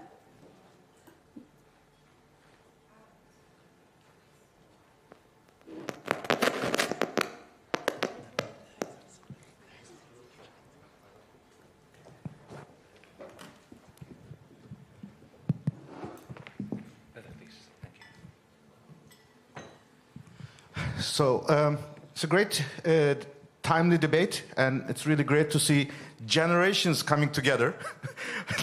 I see that part of the room, the heavyweights, that part of the room, the newcomers. It's exactly what is needed to have this really, the intergenerational discussion. You are considered newcomer, Lance. So, I mean, it was just just pick up one part of it, but the room is really diverse. That's the good thing. Absolutely. Building on what Nicolas has started or concluded, when we were making the Rio Convention's review, we have managed to come to a conclusion that there is convergence, complexity, and innovation. And I think we should reflect the same analogy. We can reflect the same analogy to the New Urban Agenda. In terms of convergence, for example, Nicolas, of course, has got very short, but how did we see from Vancouver onwards? I think when we discuss the New Urban Agenda, we should come back to the previous discussion that Emilia made, SDG 11, was it good or not? And we cannot discuss the new urban agenda without SDG 11. Because if SDG 11 did not exist, the urban agenda, the so-called new urban agenda, whatever it would be named, it will be sticking still to its own previous, which is, it was a response of the realities of those 1990s, which was the United Nations decided to have UN Habitat focus on slums and only the least developed countries. But urbanization was everywhere. And there were a lot of things coming up, but it was not possible to debate that. And SDG 11 was not an agenda for cities. It was an agenda of national governments. So we made them to discuss for the first time a taboo, which was their domestic agenda. They did not want to discuss these kind of issues at the global platform, so we made them open these minds. And it's also the case where we had evolved further. Again, the housing, slums, and sustainability. It was really an experience how the habitat community resisted to acknowledge SDG 11. There were a lot of fears. It was not easy to get that convergence. And I think we have now see the value, because in the climate or sustainable spaces, we were talking to ministers who have no idea about what is urbanization, what is housing, because ministers of environment are not experts on that.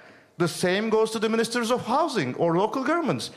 For many, I'm not just saying ministers, but the community, for them it was just concrete. It was just asphalt. It was just 4 blocks. They did not think about cities and urban people in their livelihood. So they have also learned a lot. And I think in the innovation side, which we can really should make a good point, is that in the climate space, for example, since Glasgow, we have managed to bring urban and climate ministers in the same room. It is not easy. And they have learned a lot. They have advanced a lot. We have repeated it for the first time. And it did not come from sky. It was the LGMA. We asked in 2013 that they should come together. In short, I think we should be proud to build these examples, and we should ask the question, maybe the next phase of this agenda is the first time where urban world will be shaping the future of the world for good and for worse, so that it should not be just limited to urban and climate community, but heads of state, just like they are discussing climate change, they should discuss housing, livability at the heads of state level, so that the new urban agenda should be able to achieve that kind of elevating the topic at higher level. Thank you, Yunus. And you are definitely highlighting the evolution of the concept and the added value of the intervention of local and regional government to change it, to shape, to redefine it. And I think lessons are definitely learned, the recognition is there. And then comes to the question also that, Nicola, how we move from recognition to influence. And I think what you just shared about making the scale bigger, making the subject of discussion at the highest level, but connecting the dots, what is really needed on the ground, this is maybe that conversion that would be definitely a good point to leverage the gain that we are looking all forward to have. Thank you so much, Yunus. I'll give the floor to Ryan. The floor is yours. Hi, thanks a lot, everyone. My name is Ryan Knox. I'm the Managing Director of Salar International under the Swedish Association of Local Authorities and Regions. I've worked for UN Habitat as a head of country office, and I've worked for the European Union also. I think the questions you raised, Naila, I can't get near to answering them, but I want to frame this a little bit around the challenge we have about reading the room and seeing this big complex landscape we're in, going back to the last conversation before this session a bit, and what is our agency? And we have to try and see what's happening. I'll try and bring a train metaphor here, forgive me if I fail.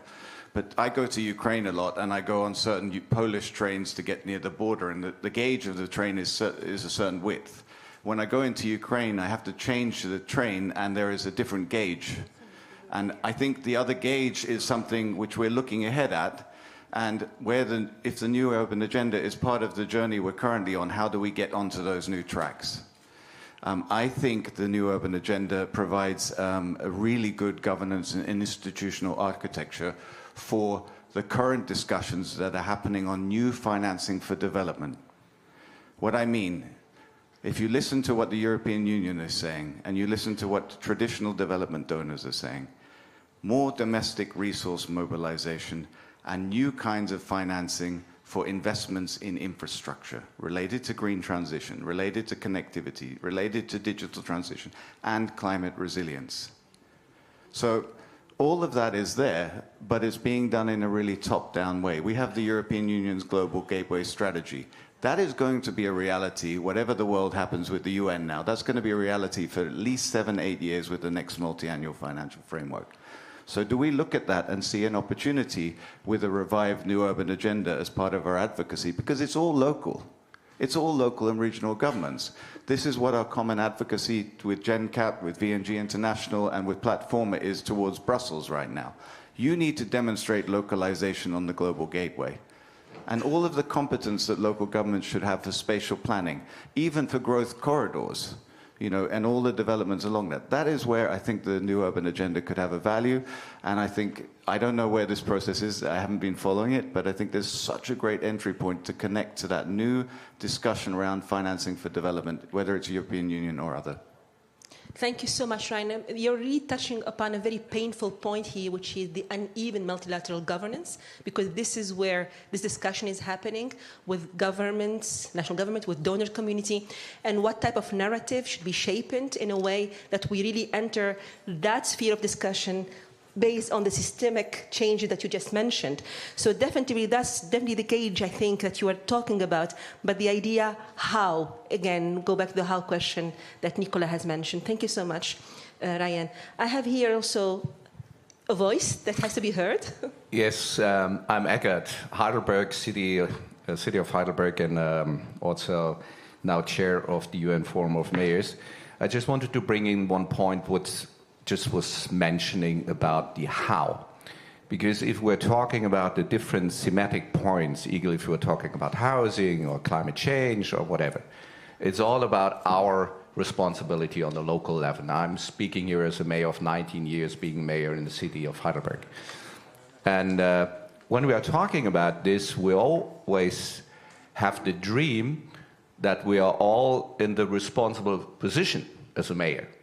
That's not the case. So we have a totally different responsibility as a mayor. If I'm a mayor in France, if I'm a mayor in LA, if I'm a mayor in an African country. And I think we have to be fair. If you are not empowered as the mayor by a legal frame based on the federal government, you have not the responsibility of deliver service. For example, electricity, clean water, or housing. If you're not in such a structure, I would say the European cities are quite empowered, but also in a France city, you're not responsible for energy. So you lose the whole competence of energy supply, and then you have a very weak position in the field of climate change, if you want to change something. So we decided on the local level to go green, and just buying green with our own energy utility. And we just served the whole city to become climate neutral in 2030 because we are empowered to have an own energy utility. So in my opinion, it's all about what Linus was mentioning about empowerment. And when we wanted to stick on the new urban agenda, we have to be a little bit fair to say we need the empowerment, especially of colleagues and friends as mayors or lady mayors who are not empowered. If they are empowered, they achieve a much more higher achievement of all the agenda points. And I think this is one where we have to fight, thinking about good governance. Yes, and good governance is a good governance which is empowered. If we're talking about older people, if we're talking about children, about women's rights, it's all about this empowerment. So sticking on the how we can empower ourselves, but by forcing the federal governments, and we are still in this tube of organization, that they give us the right to deal as a real actor. And I think this can be a wonderful message for the new urban agenda, to stick on this process, because it's then the hard way, because we're talking about systematic structures. It's not about one thematic point. Absolutely. And this is really a big change because it empowers the federal government and not empowers the federal government, it empowers the local government, and the federal government has to give up power to those local governments. This is the strong way into a real future perspective of development. And then we are much more effective, climate change, much more effective in housing. So I'm running a housing company, and we are owner of 20, maybe 25% of all buildings in Heidelberg. So I don't have to be empowered. But this is not a general situation on the international scale. And then you have no slums, because you are the driving unit in your city. Yes. Okay, thank you. Thank you so much. Thank you. And I think we have really very important key messages here, absolutely. And you touched upon uncomfortable truth, how you would like to influence new urban agenda if you don't have the mandate and if you are not even empowered to implement that mandate. So that brings us also to basic questions that we really have to face this uncomfortable truth and make the standard framework that is really needed, conditions for that environment to be set. I don't know if there's other questions here in the room. Otherwise, I would like to go back maybe to our three strategists who have pitched. I don't know if you have maybe a key word that you think should come stronger in the new urban agenda. Think about it, a word that you think has to focus for the new urban agenda from what you have heard here in the discussion. Sitol. No, thanks very much. And I think all comments have validity. I'm quite convinced that we must not be disingenuous to the generation that came before the generation that is in the room now. Of course, a lot has been achieved. That's why we are here. Had there been nothing achieved, we will not even be in this room. And I'm asking myself a question, Mayor or former Mayor. Do we have the requisite leadership to drive the new agenda? And I think perhaps that could be part and parcel of what will be the failure of the future that we're trying to create. So thank you, Stoll. I think you gave me that word, leadership. Yeah. And perhaps we also have the responsibility to be scientific about it. Yeah. Very deliberate, and not assume that the leadership of the future is going to come from absence of science and evidence. So we may want to invest more effort in building that leadership for local government, and not think that it's going to automatically come from the processes that were used for, which is just ordinarily elections. The point being, what is clear with the complexity of the agenda now, whether it's climate change, whether it's financing, and by the way, I was not talking about financing, I was not talking to money. I'm talking about resourcing the agenda. Yeah.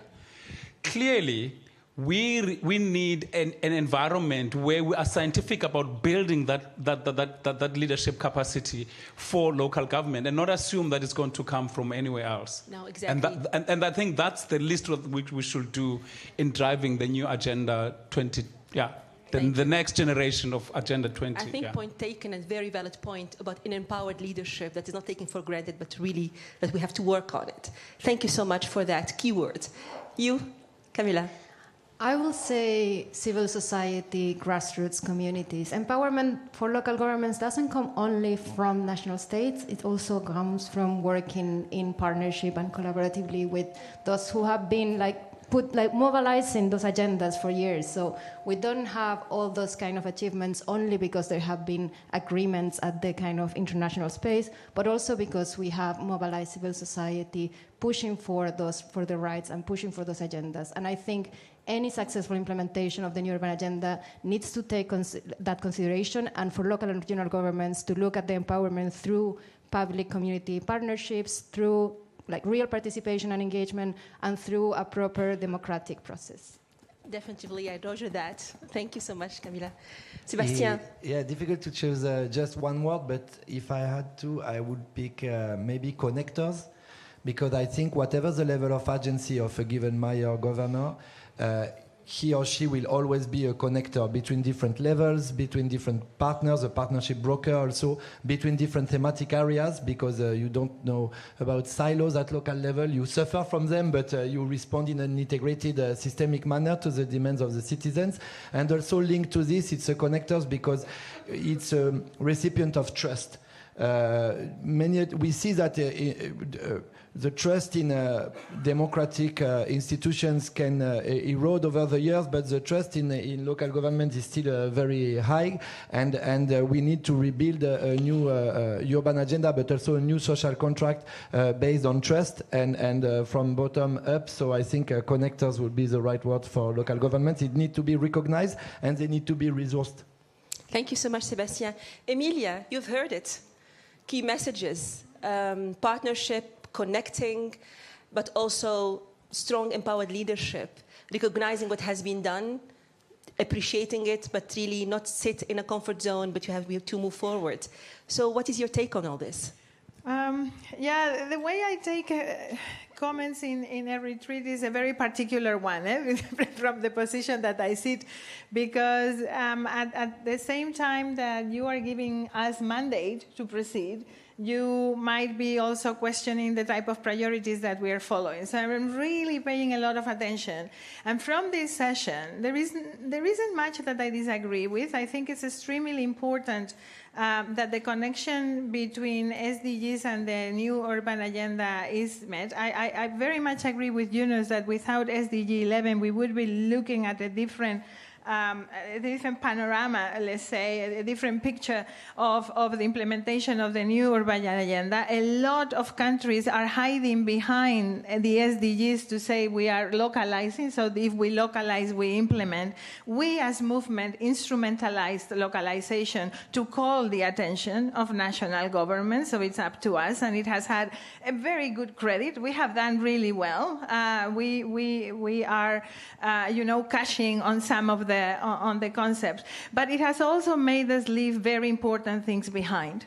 So I'm concerned because the whole decentralization story and the whole multi-level governance story is left behind, and SDGs cannot fix that because they are not thought like that. So in the question that we need to address this afternoon, we need to address that. We have left behind one of the biggest achievements that we thought we have made with the new urban agenda, which is the right to the city, which is now not an ugly, dangerous concept seen by some as, revolt. We can say it more freely. It's part and parcel of the local and regional government way that we look at multilateralism, but it has seen no muscle in policy making. So that's also something that we have left behind. And finally, we have failed miserably in the housing agenda. Oh my goodness, it's a crisis of humongous proportions. So, I feel that even we, the local and regional movement that is represented here, is not building sufficiently on that. I want to finish on the positive side of things, and then maybe, so for this afternoon, we can see how we progress. Because on the wrong side of things, national urban agendas, very few. We had high expectations there, but very few. Reporting on the new urban agenda in the platform, 32 governments. Most of them are here, but 32. So very bad number. So on the positive side of things, there are two things that the new urban agenda has done for us, and that is the recognition that local governance can make a difference, and is linked with what Nicholas was saying. I think COVID helped us with that. It was a very important moment. So that recognition of the relevance of local governance is there, but not with the type of the delegation or decentralization of powers that the mayor of Heidelberg was referring to. So it's in that sharing of power where we are not there. But we call the attention on what local governance could mean, and we see the credits of that in the localization discussions, in the water conference preparations, in other processes. including the quality process of the United Nations. I would even say in the migration process, because national governments are so lost in migration that they are really looking at us like, please do something.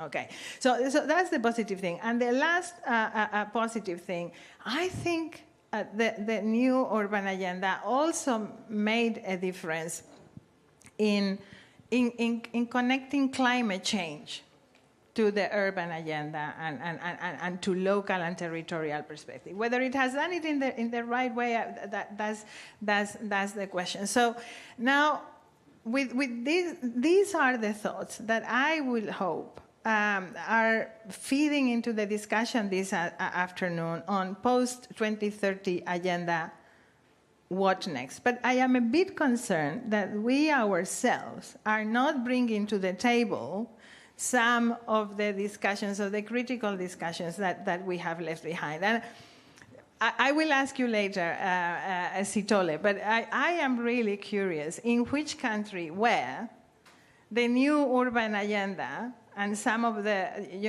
with that perspective is part of the electoral processes or the electoral programs. And I am afraid the answer is going to be not in many. And so then we are looking at an agenda that might not be perceived as relevant by our key counterparts. Let us pick this up this afternoon. I'm sorry, Neila, it took so long. No, it's very important because we need, as I said in the beginning, to be very honest and really touch upon the uncomfortable truth. If things are moving forward right, we mentioned, but if things are moving slowly or not the right way, we have to mention it. And I think there is no better place, safe place, to be able to mention that. I think also from all discussions, and now I'm wrapping up because it's very important also to have a bit of time to relax and continue with the sessions, is that I think all of us would agree that the new urban agenda is a platform that serves a collective positioning, and it's very important to keep. However, it has to be really revived in a certain way, and I think so many messages has been mentioned today, and I really think that we should continue asking ourselves these questions that Emilia has shared, which I would like to say it here and keep it in our mind in our future discussion, is we have to really, among ourselves, see within this new urban agenda discussions, where have we settled? The second question is, where have we adapted to constraints instead of challenging them? And the last question, where do we need to be more strategic? And these are the questions we have to keep in mind and to be our compass for next discussions, and hopefully together we will make a difference. Thank you so much for being here today.